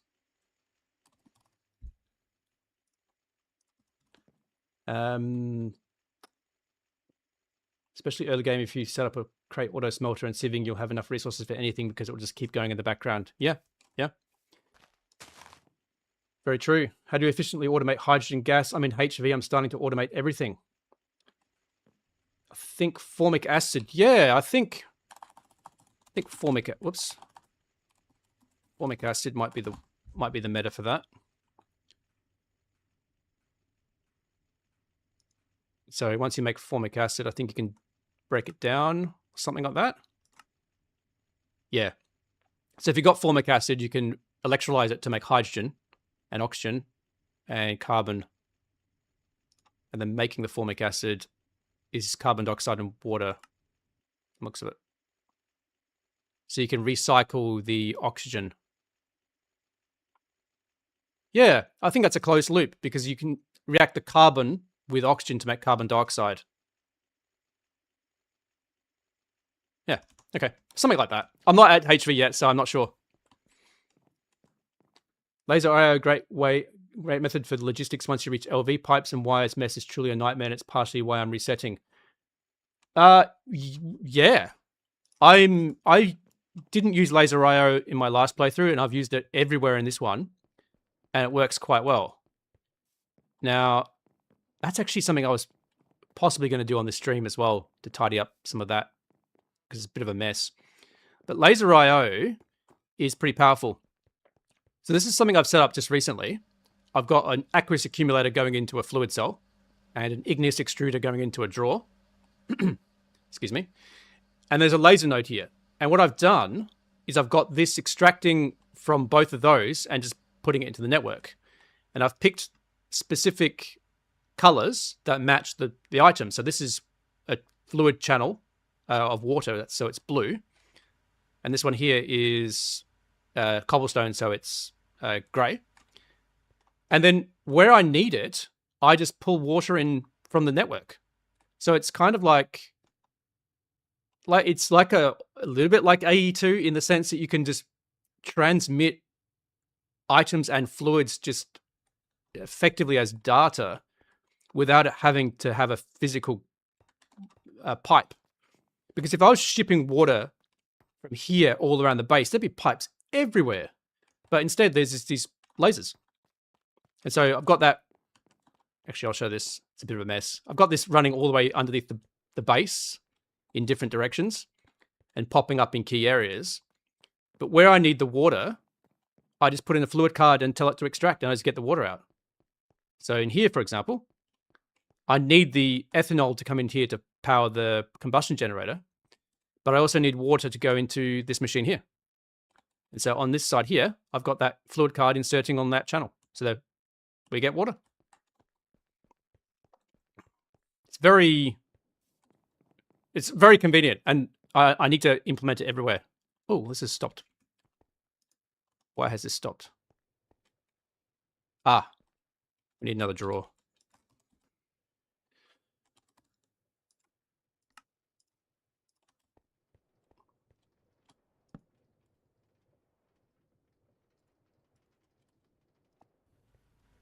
There we go. Yeah, it keeps getting full because I keep getting new resources I didn't have before.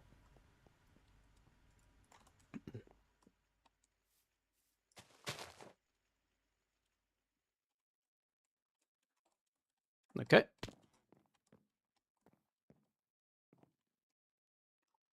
That's going to bother me if I don't fix this now.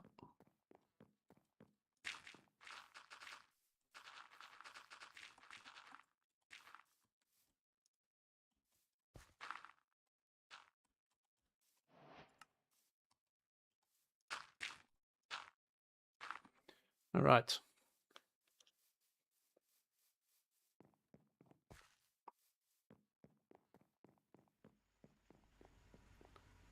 There's a lot of chat going on in the comments there that I think people talking back and forth about it. I'm just going to let it happen because you seem to know what you're talking about.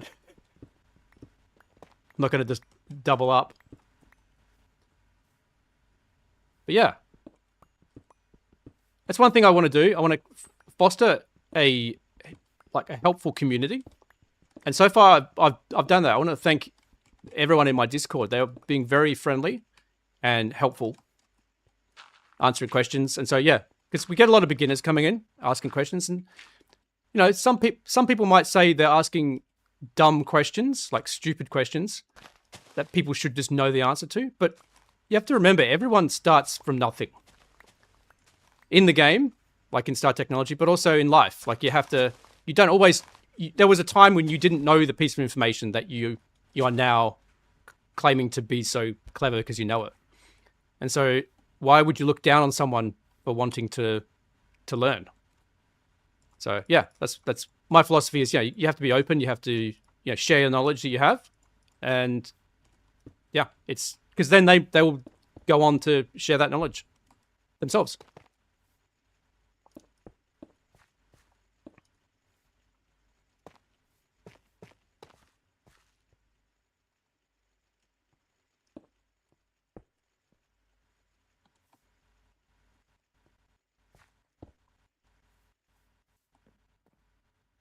Okay.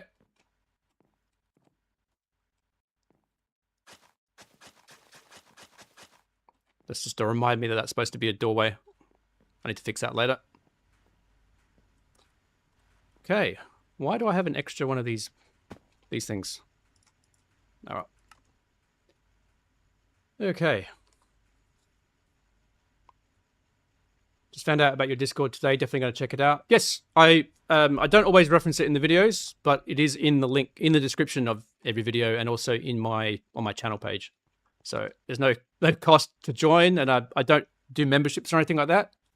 Everyone is at the same level except for basically if I see that you're being helpful and giving back to the community, whatever, then you get like a slightly better looking title, but that's it. It's not you can't buy that title, and it doesn't actually give you access to anything extra.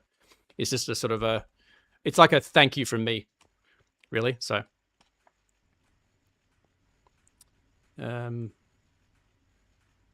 what's your process of choosing and selecting blocks and building in a totally new pack? Like, how do you discover the options available? That's the part I most struggle with.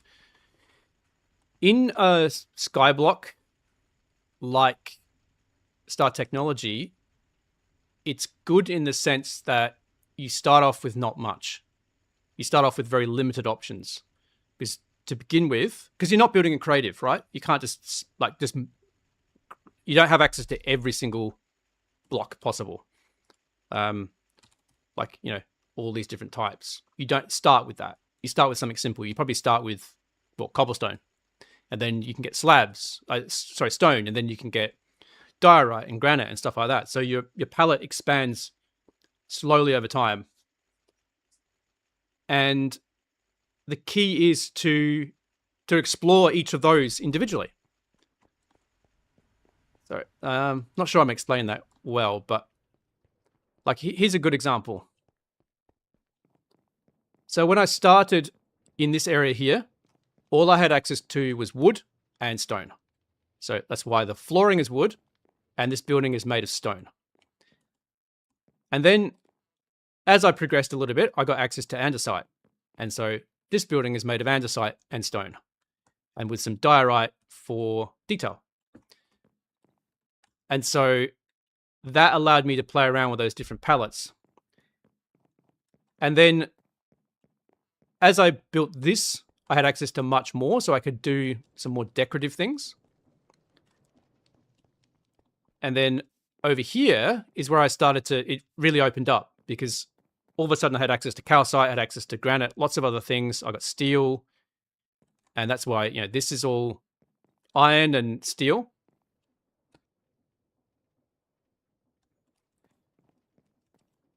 And so there's not really, like, I don't select the palette beforehand. It just evolves. I just kind of, pick, actually, there is a slight little asterisk against that.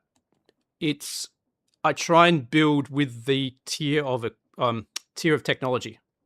So this building is made from like iron and steel like stuff because I'm building an LV. And that kind of helps, that guides it a little bit, if that makes sense. I don't know if I'm making sense. I wasn't aware there was a Discord. Yep, I should probably publish that more often. Or maybe I should say that in the videos as part of my sign off. I sometimes do, but I don't always remember to do it. I can't wait to show off my group's current power setup. I'd love to see it. Yeah, there's a channel for that. There's a channel for sharing your screenshots, and also thanks to Gamer V2 or Code and Craft, there's a channel for sharing your playthroughs. So if you're doing a longer playthrough on, say, GTNH or something like that, you can show like progression through a thread. So that's pretty fun. I like seeing those. The ore processing wall with all the drawers is nice. Yeah. I don't like it because if you look on the back, I just keep adding them and they don't make sense because it's blocking off these walls. It's not ideal. I do need to fix that at some point. This whole area here needs to be fixed. But yeah, I do like a nice wall full of dusts. I did the same sort of thing in my previous playthrough, and it's cool to look at. It's like, oh, look at all the resources we've got. But yeah. Building in creative is allowed by the Starty Discord. Funnily enough, can't remember if it disqualifies a run. Yeah, I don't think you should build in creative. I mean, if you want to, go ahead. I don't want to do it because it's part. Too many options gives you. I'll start that again. Too many options give you something called a Oh, excuse me. Hang on one sec.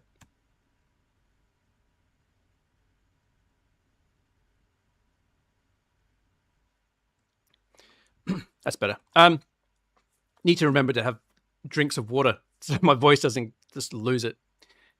Too many options gives you something called analysis paralysis, where you are trying to find the best possible option. And when you're looking through, when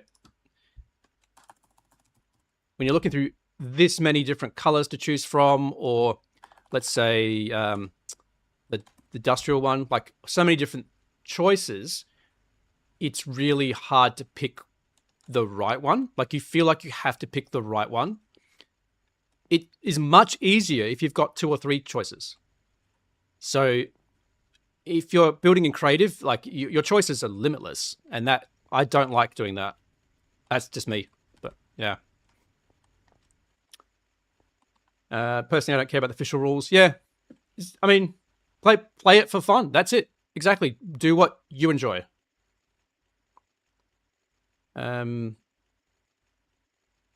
Yeah.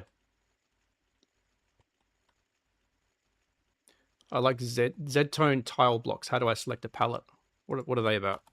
Are they in here? No. Oh, X-tone, isn't it? It's not Z-tone. Oops. Didn't mean to click there. Oh, okay.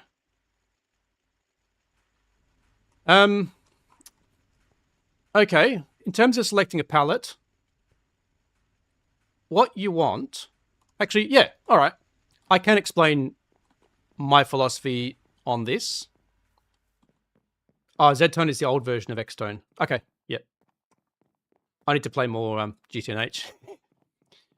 So this building is a good example of my philosophy with the palette choices.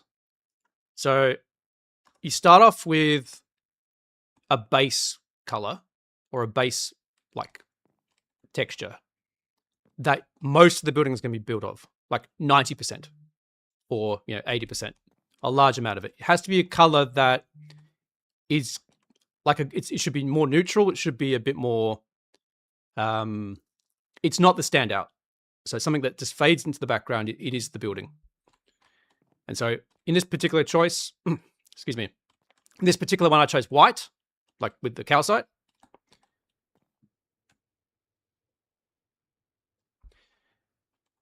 And then you need a contrasting color. So in this case, I picked the granite because red against the white pops and it looks good. And you use that, 10% of the building, only a small amount. So I've done that here. I've also followed that philosophy over here. Oh, I wish I could travel a bit faster. I've done that over here as well. So in this case, the original building was stone and I've got like andesite against it. So it gives a little bit of a contrast. It's not quite the same color. Similar though. I was being a bit less adventurous with this building. And then finally you want a highlight color, which is to show detail and emphasis. And you want that to be the most different to the others. And you use that 1% of the places.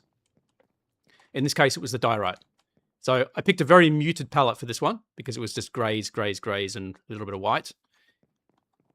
Over here, I've done that as well. So you've got the darker grays, and then the diorite is a bit more flashy, pops a bit. And then over here, I'm doing that a bit more, obviously, because of the white and the red. And this one as well. So that's how I do it. So you pick one color that's the most of the building is going to be made of, and then you do highlights. And experiment. That's the key. How much of the mod pack is done already? Like, is it playable from beginning to end? Yes, it's been that way for a while, but they keep adding new content because I think they're trying to make the mod pack into like a modern GTNH. So they're putting in some crazy stuff in the end game. I personally prefer building in creative, super flat world, importing the schematics. Oh, okay. Yeah, I haven't used Lightmatica. That's valid if that's what you want to do. I can't say bad things about that because I do the same thing for the actual the progression builds, like the machines. I load it up into a creative world and actually experiment, and it's like, how can I actually make this work in a small footprint? Because building in my real world it's harder to do if you're trying to make it small. Yeah. Oh, thank you for joining us, Gamer V2. Good to, or Code and Craft, I should say. Glad to have you. Okay. How are we doing for time? Okay. Yeah, we'll keep going for a bit. So we've got to move this. So how far back am I going to move it? 2 blocks. So this is going to suck a little bit, but oops, that's not how you do it.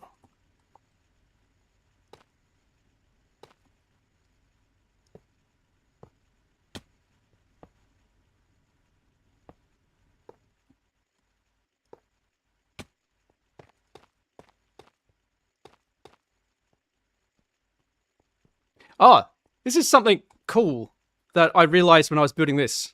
Ignore those fence posts I've just created. The Copycat's lab allows the textures to continue on. So it looks like this machine is, one continuous thing. It's very cool. The textures like snap to it. I didn't move that far enough, did I? What am I doing? I said I was going to move it 2, but I moved it 1. Let's do this again.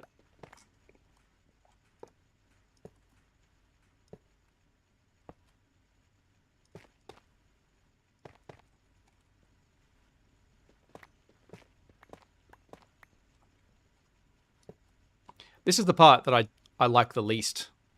Like, how can I explain it? This is the part I like the least because of my requirement to have things look nice and neat. In that this machine's in the wrong spot and now I've got to move it. Like, I can't leave it here. I don't like the fact it's jammed up against this wall. And the whole reason why this wall is here is because I misaligned this. And that didn't sit well with me. So, oh, actually, I still need to do this. Okay. Making work for myself that isn't required.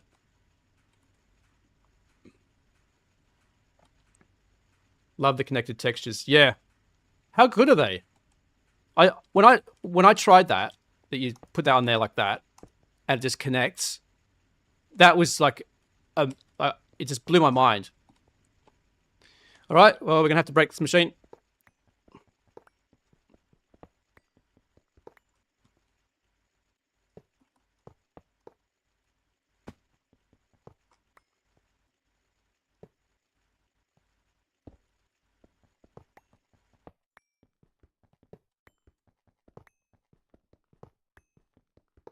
It's a little bit quieter here now. That's good.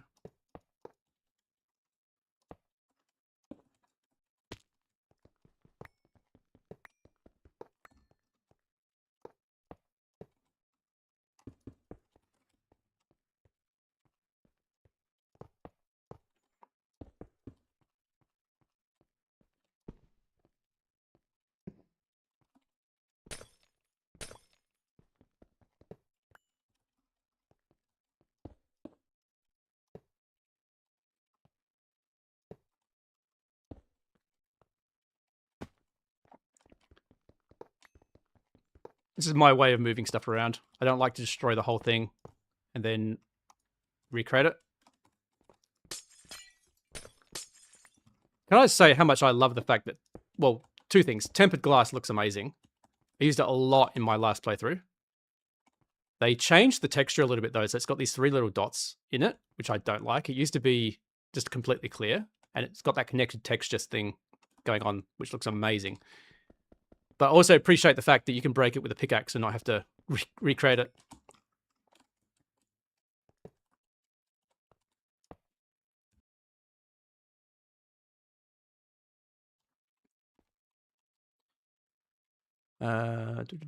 By the way, you can share buses and hatches between two kinds of multis.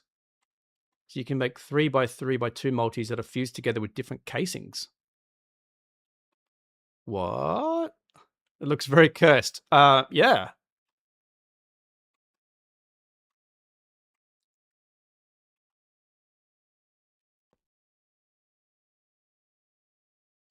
Yeah, okay. Yeah, okay, let's talk about the terminal. So the terminal is a block that I am aware of. I haven't crafted it in this playthrough yet. I probably will later on. Let me just get rid of this quickly and pick this up so I don't spill the gravel out everywhere. Hang on. The terminal takes the fun out of it for me. I like having to build the blocks, like build the big multis manually. That said, normally just the first time. So in my previous playthrough, I had the alloy blast melter is a great, alloy blast melter? What's the big one called? Just know that really big one. Rotary hearth furnace. This thing has so many blocks. Like it's ridiculous. It fills up your inventory. It looks amazing. And it was so much fun to build the first time. The second one that I built, I just used the terminal because I'd already gone through that. So I didn't need to. And you're right. The terminal is really good for moving items around, like moving machines around. But I find it doesn't always get it right. Sometimes it puts them in the wrong place. And also it never places the hatches where I want them to be.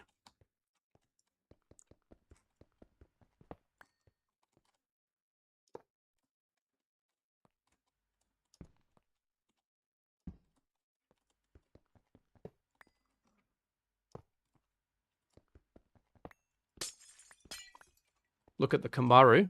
Okay. This is a new one, isn't it?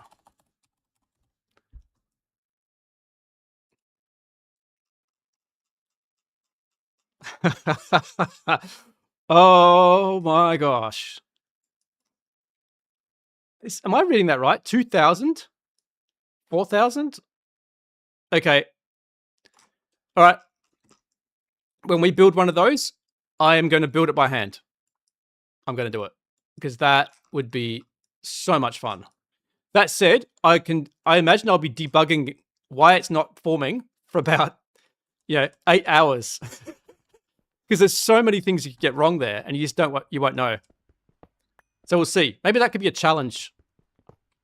Ooh, maybe I could build it on stream. If people would be interested in seeing that, that would be quite fun. See if I can manage it. Be like a challenge to build that by hand. Move this out of the way. This one as well. Oops.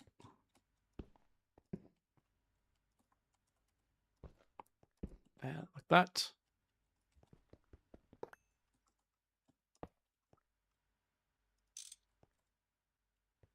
Okay, what are we missing in this corner here? More of these.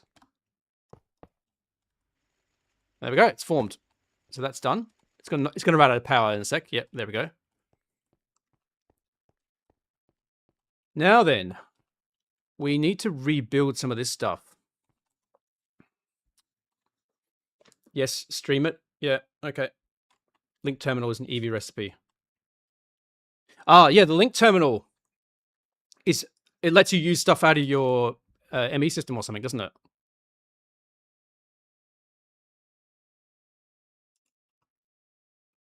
Yeah, Eevee.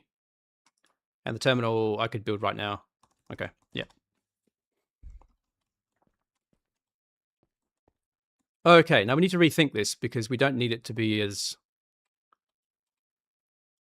like it is.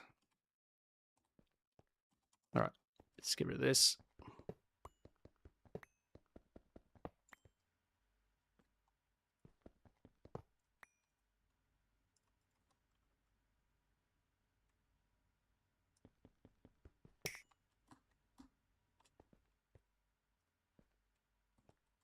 Okay.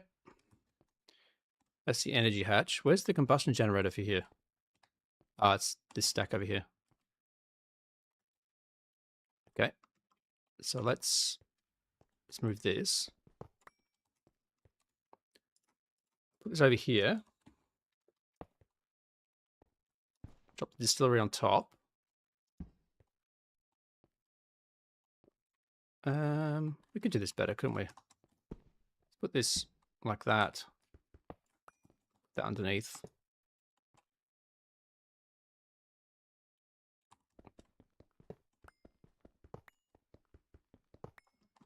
So I'm redesigning the layout of this thing partly because originally when I built it,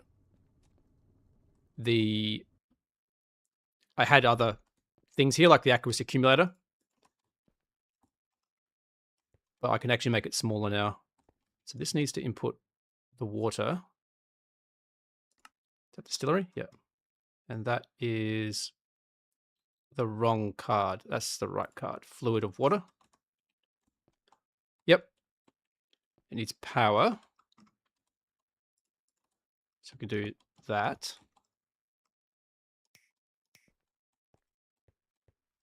Cool. The forge hammer, we need to provide the stuff that's going into there. So where can we put that? What's this? That's the item pipe. I've got one there as well. I could pull out of this one. So if I grab, that's the one that's inserting the cobblestone. I put that there. I could move this here. So that would be inserting that. Then that pipe can go up like that.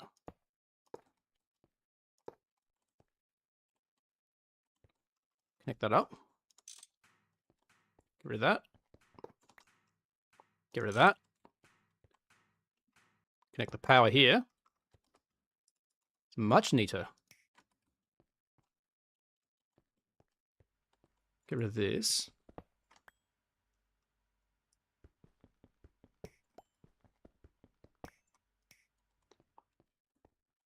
Get rid of this.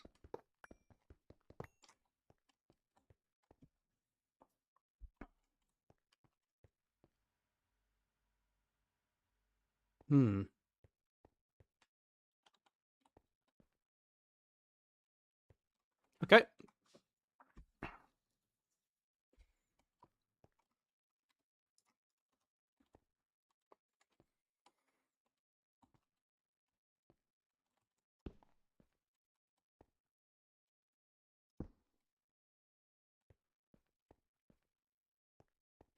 Actually, I can get by with just using one.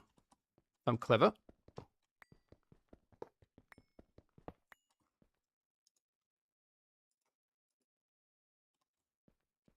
So we'll use this one for the ethanol.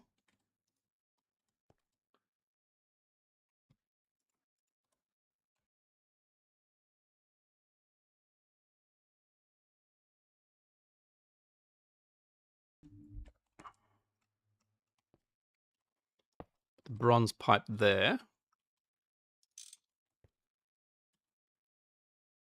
That's not filling up yet. I wonder if that's because it's not connected.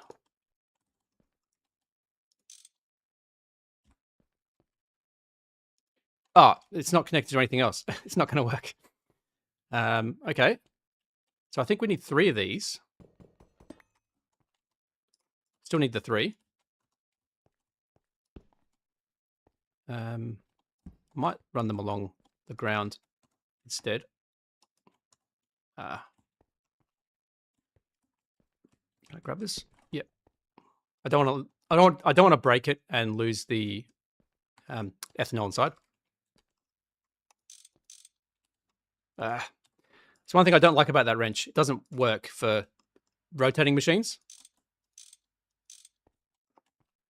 You can use it for setting up, like disconnecting pipes and stuff, but you can't use it to rotate things.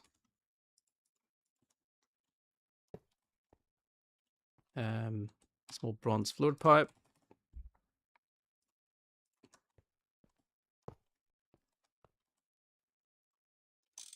Do that, and that, and then connect this up.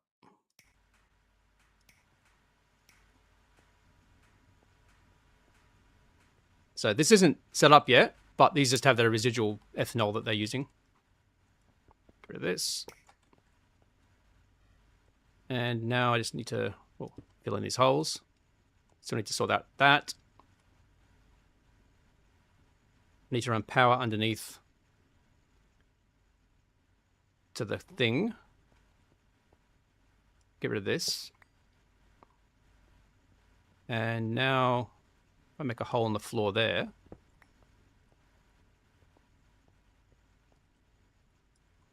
Let's grab some slabs.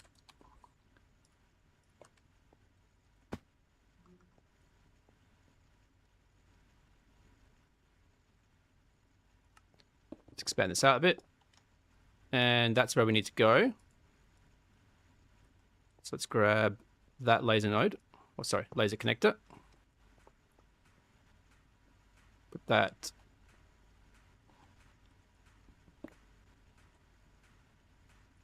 use this one here. Put that here. Oops. There. Do that. Connect that to that. And then connect that to that. Perfect.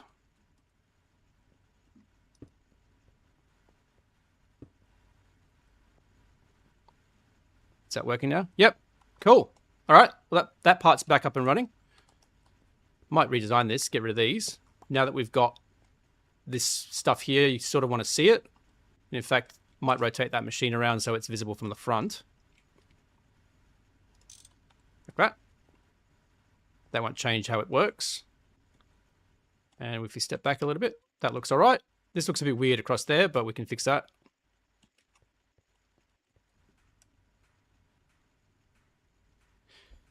And then, of course, we have the cutter to deal with, because it turns out there's a better way to make, or better way to deal with the geodes if you use a cutter. Why is there like a million different things there? Okay. I'm gonna have to make a buzzsaw blade. Yikes. All right, I think that's gonna be something I do another time. For the moment, we can just set this up.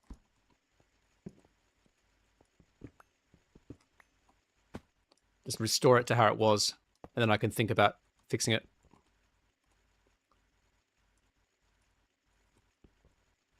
Come on. Where's my item pipe?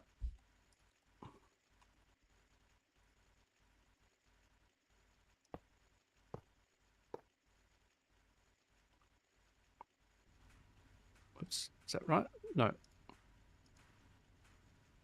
that not working? There we go.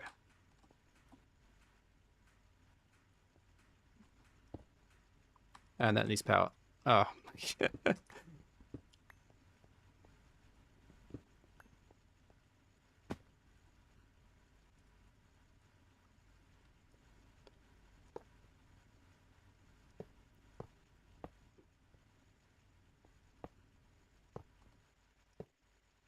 And hook it up. Where's my wire cutters? Cool. All right, that is back to working order, how it was before. Put the hazard sign on though, somewhere.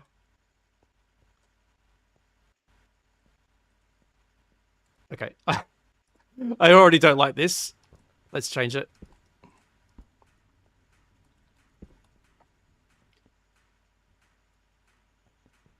It's taking up too much horizontal space. I like sort of square shapes. And that was too tall here and too wide here. Let's hook that up. Now we've got some space here that we could do, like, use for something else. And, oops, connect. I've got to say, I love the sound of that. It's very satisfying when you're connecting up lots of machines. Early game GTNH is a grind. If you push to mid, you're in for a ride. Yeah. GTNH is a grind I'd say it's a grind all the way through. When does it stop being a grind?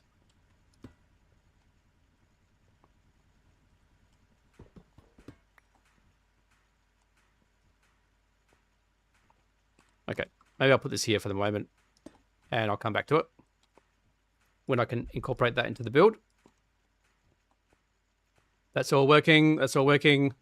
Excellent. All right, last thing. I need to move this.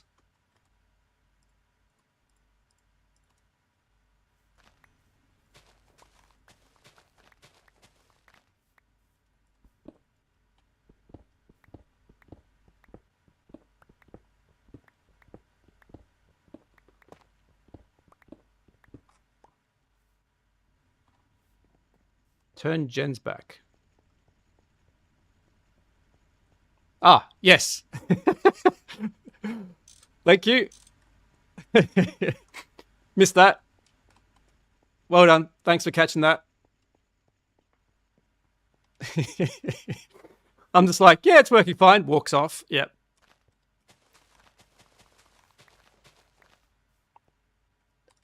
Thank you.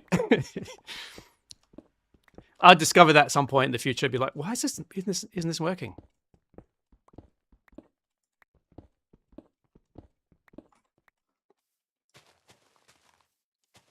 There was an episode in my last playthrough. Oh, I think my magnet has run out of energy. Oh no.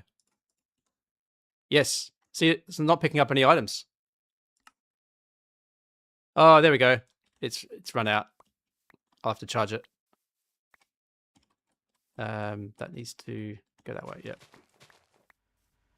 Yeah, sorry. There was an episode in my last playthrough in of Star Technology where I was maybe in HV and I was building some kind of machine and I couldn't understand why it wasn't completing. It was a small 3x3 as well. And I'm just like, why isn't this working? And I remember people commenting on the video. They were like screaming at their screens because there was one block that I missed early on and I just wasn't seeing that it was missing. I think it was a chemical reactor or something really, really simple. So yeah, that was quite funny. So sometimes I do make mistakes like that. It's like, oh yeah, everything's working, and then walk off and it's not.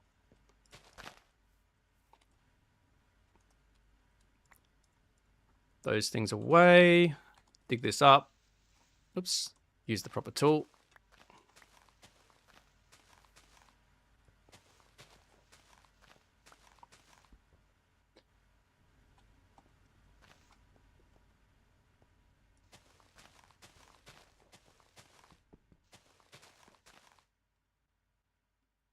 Been playing the mod pack better than Wolves, so Star Technology really feels like a nice break. Better than Wolves. Isn't that the one that's... Oh, I'm losing all those things. Isn't that the one that's ridiculously crazy? Like crazy difficult?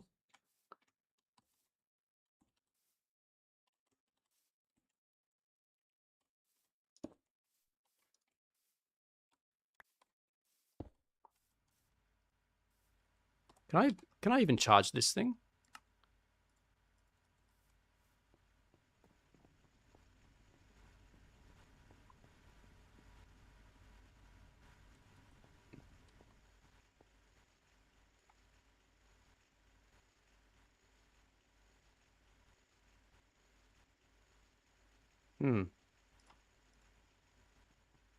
No, it doesn't seem to. Okay.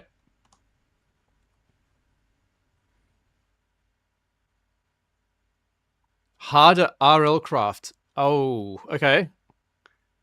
I did play RL Craft briefly, and like within the first 5 minutes of spawning, I'd been killed by a dragon. So that was interesting. That was a long while ago, though.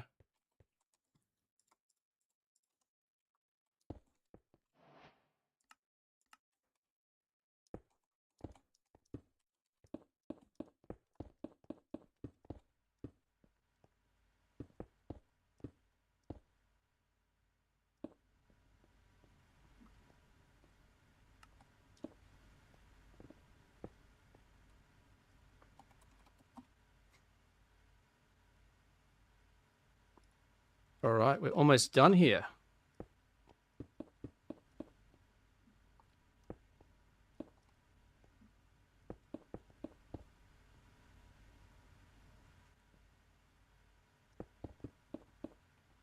We'll fix up the design of this later. The important thing is just getting it done. Not sure why I'm short some blocks. Thought I had more.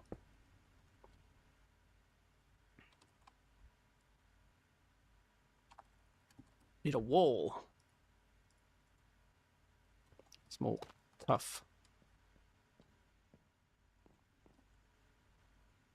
Cool. All right.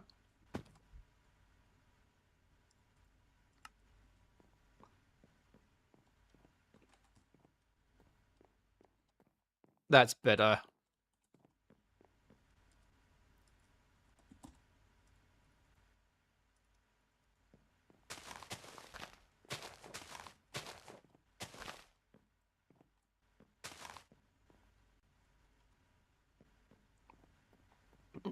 Lines up nicely with this doorway now. And I don't actually need to move this because I actually wanted there to be a bit more space behind this. This is much better. Same here. And it actually fixes the problem with these being connected to the wall.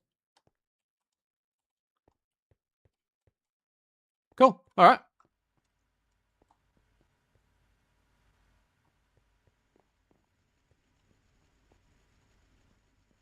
That is still feeding over here, right? Yep. Cool.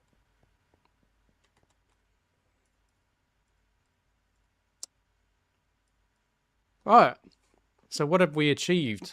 We've moved this much better. And we've done that building over there. Doesn't seem like much. I've been at this for 2.5 hours. Reading chat, obviously, chatting. I get distracted easily as well. I like to talk, so I end up just going off on a tangent about things. This is looking pretty good. This, I think, is a different project. It might take a while to kind of continue with that because I don't know how the roof is going to look. And also, this building is more of a priority because this is where we're going to be doing MV stuff. In the next episode, what I'll probably do... Sorry, no. Episode 10, because episode 9 is already recorded and doesn't involve what I'm about to describe. You need to start building MV machines, putting them up here, like the extruder, the assembler, and things like that. And obviously running MV power. So, yeah. It's pretty good. Pretty happy. PV just isn't my jam. I'm in the middle of an IV tier right now and realizing how terrible my infrastructure is. It's been a hassle revamping it all to get up to par. Hopefully the grind gets easier from here. Yeah. One of the worst things is when you've built this giant thing and you realize it's not adequate for what you need, or you expand your needs and all of a sudden you need to rebuild it. But that, if you invest the time, it's worth it. It might suck in the short term, but in the long term, you'll be glad you did it.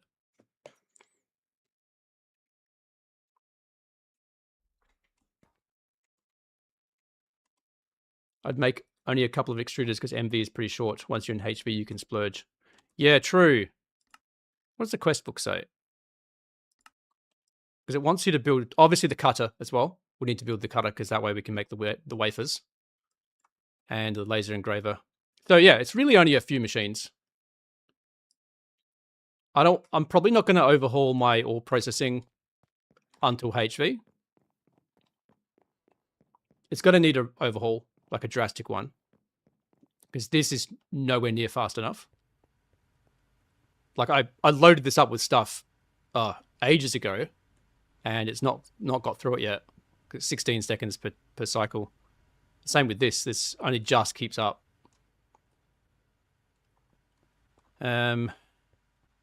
What I want to do is turn this area into ore processing. Actually, that's something I wanted to do as well. It just isn't enough time. This area here, I wanted to turn into a building. I didn't want it to be just outside, but I want it to be different to this. More of an open building with no walls.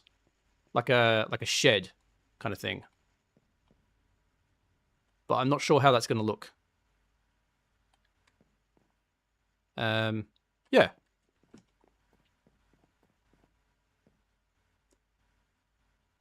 Honestly, all processing can wait until you spam cube multis. Yeah, agreed. I didn't really do much in the last playthrough until I could build lots of those 3x3x3 multis that could do the work. And then I just built the whole thing in one go. And that was probably the best thing I did. I didn't overhaul that until right towards the end of the game.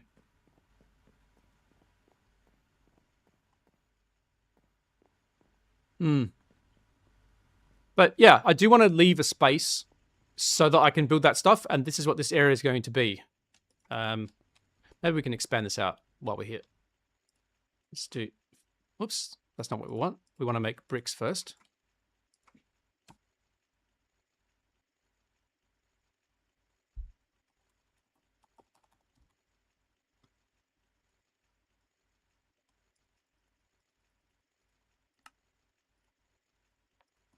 I'll be glad when I have AE too.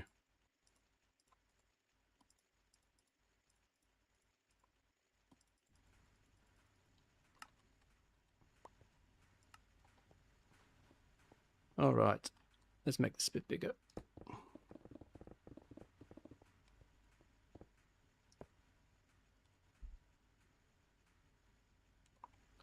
Oh, smart. I'd probably make this a square shape, right? It's going to bother me if it's not. So now I need to count how big this is. Actually, one good trick to do that, one good trick for that is to go in from the diagonals.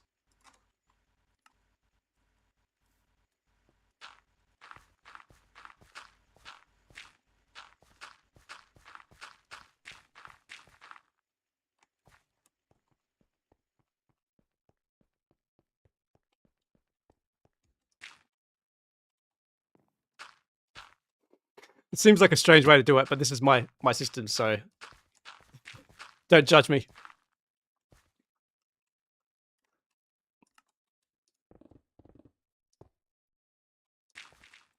Oops. Okay, so this is the middle. So we need to go off like that. So it's an even number. That's surprising. I did get that right. Let me just verify that. Oh, that's not going to work, is it?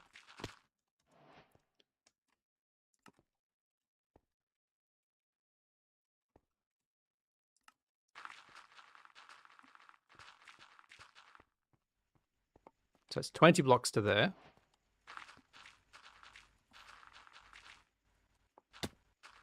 Yeah, it is, isn't it? Oops.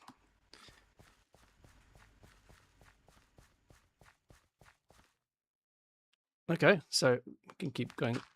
Oops, this way.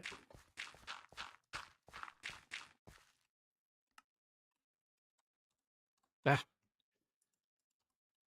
Clicking all kinds of buttons I shouldn't.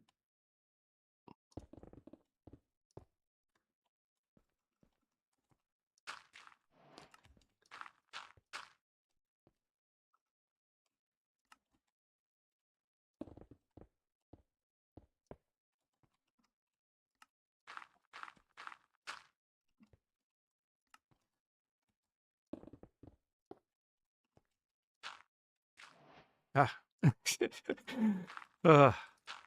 And there we go. Cool.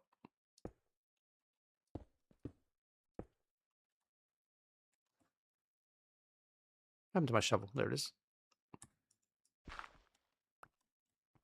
All right. That looks square. Yeah. Okay.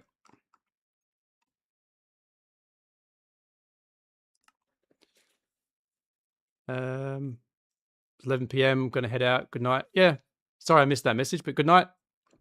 Thank you for joining my stream. Post you for love of efficiency. Overclock your electric ore factories. I will definitely do that. I can. Wait a sec. I have enough power to do that now. Okay, let me finish this and we'll do it. Do I have enough to make more combustion generators, though?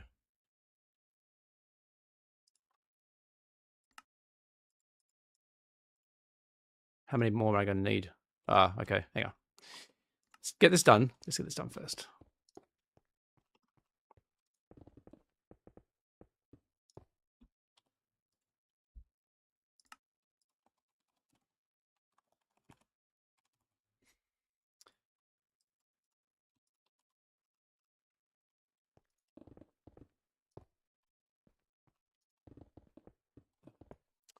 Why is it running out?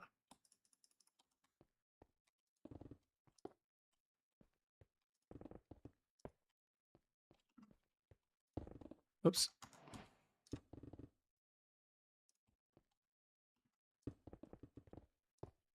Cool. Oh, that's a not. Oh, missed a bit.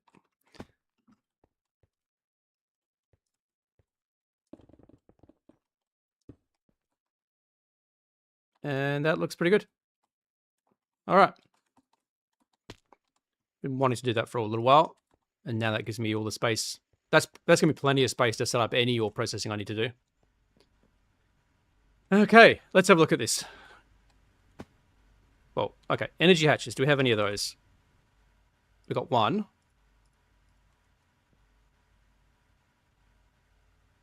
Hang on a sec.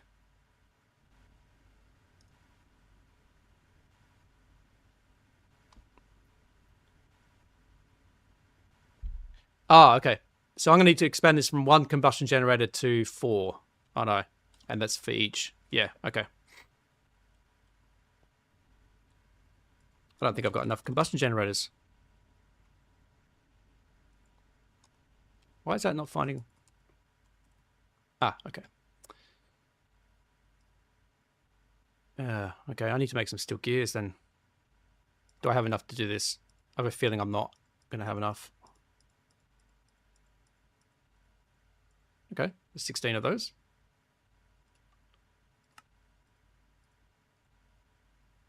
One, two, three. 2. Oh, that's more than I need. And I need one more LV energy hatch.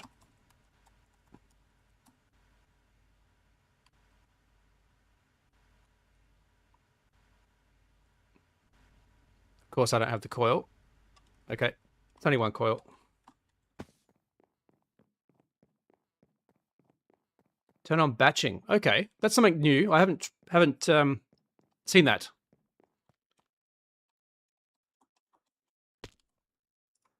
Let's quickly make this coil. Fine steel wire, magnetic iron rod. Fine steel wire. Actually, let's make a few.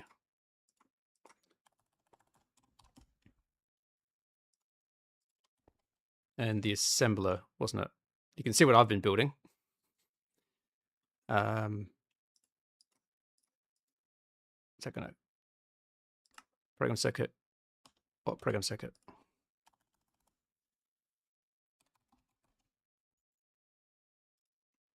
One. Okay. Might take these out just in case there's some weird recipe conflict.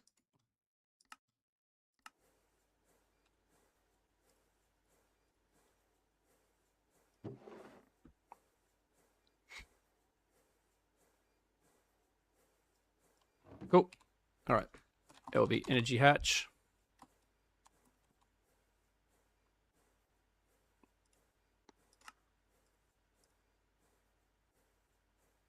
Wait. Why can't I make more now?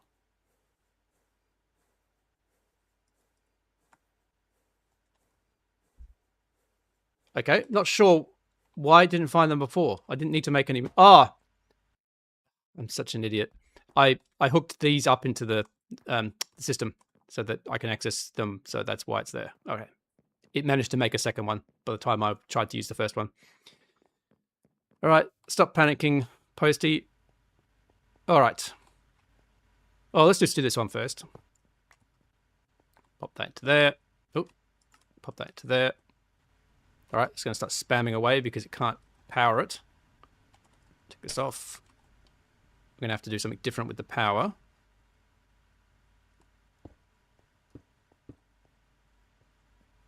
And then run it on the outside. Yeah.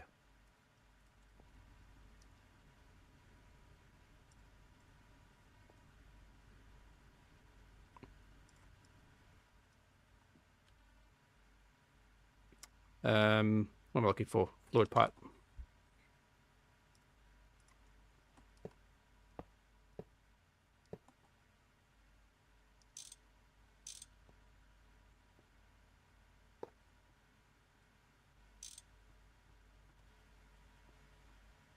All right.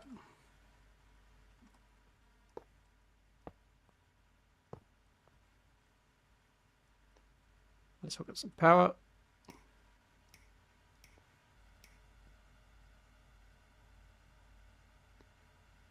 Okay. Why is that flickering?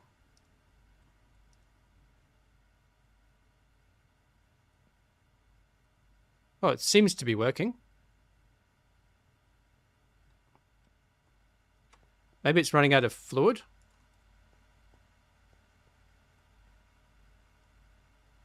Huh.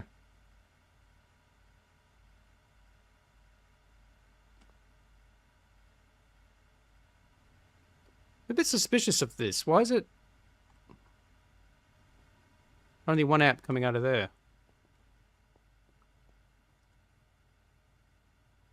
It doesn't seem right somehow.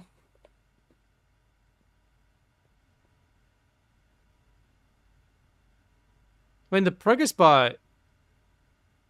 No, there's definitely something wrong there. What could it be?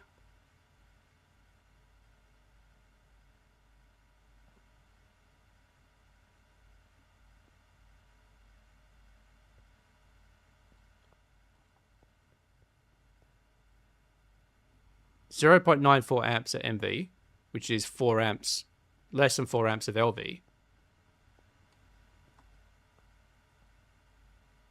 So I'm not sure why it's doing that.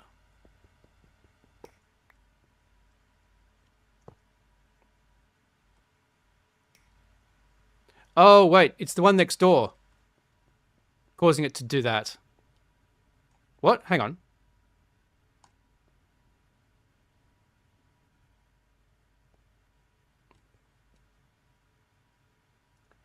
Yeah, running perfectly, yet it's doing that. All right, maybe we'll do the other one as well and see if that fixes it. We actually don't need this all washer anymore. I use that temporarily for something. Which means we don't need that. Which means... Okay, let's get rid of this. Put the energy hatch in there.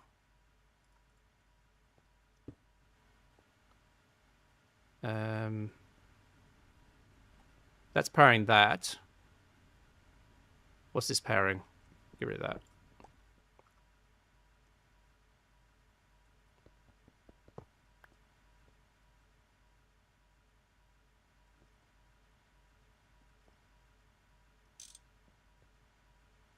This is both, they're both doing ethanol. I could get by with that. This couldn't I? Glue up.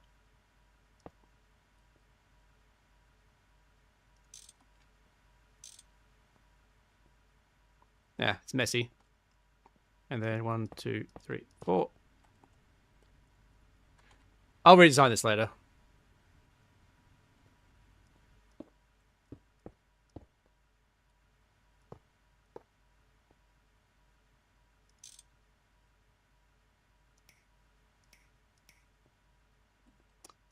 Okay, let's hook this up.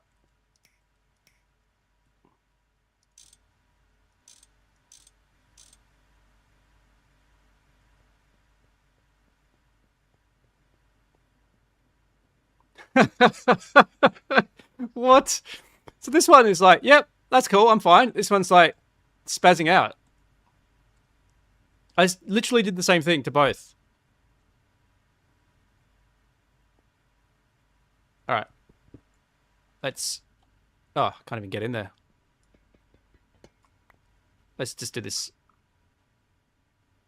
Where's the block? That's the oil washer. Let's just do this, see if this fixes it. Yep, there we go. Oh, no. I spoke too soon. What is its problem?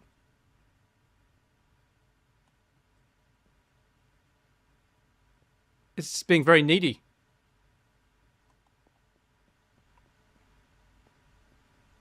Oh, wait. Ah, you absolute idiot. Of course it's not going to work. There we go. No one picked that up in the comments. Supposed to save me from my own silliness. Yeah, that'll do it. Okay.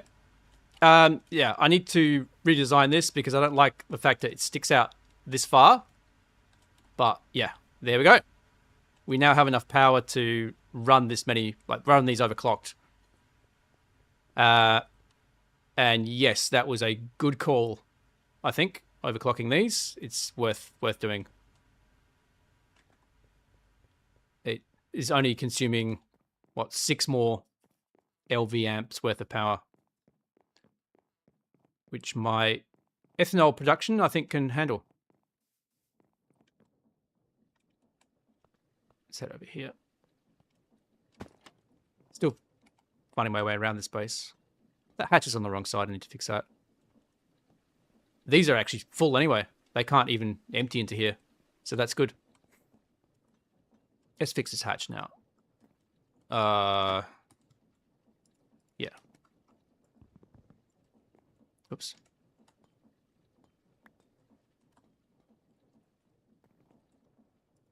Oh, I'm glad we fixed that problem with that ore factory. And it was just something simple. There we go. Should be easier to climb down now. Yeah.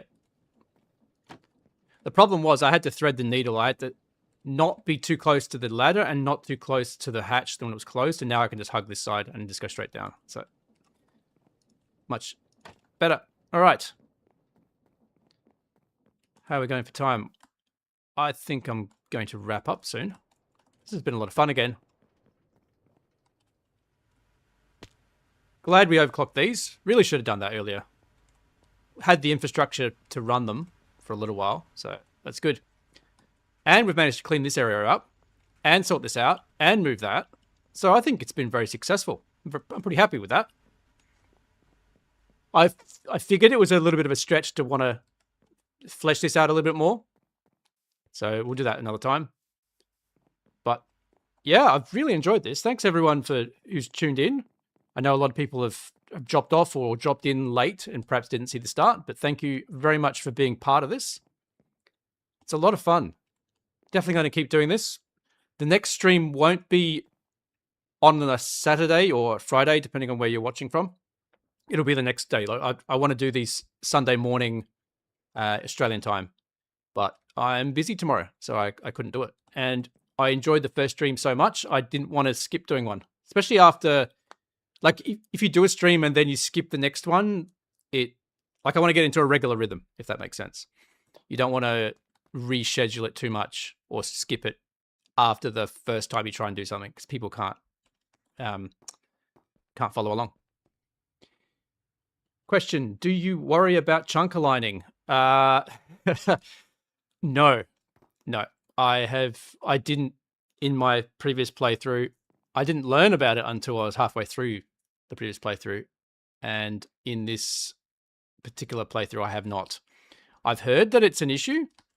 I don't know if it ever affected me in my past playthrough. So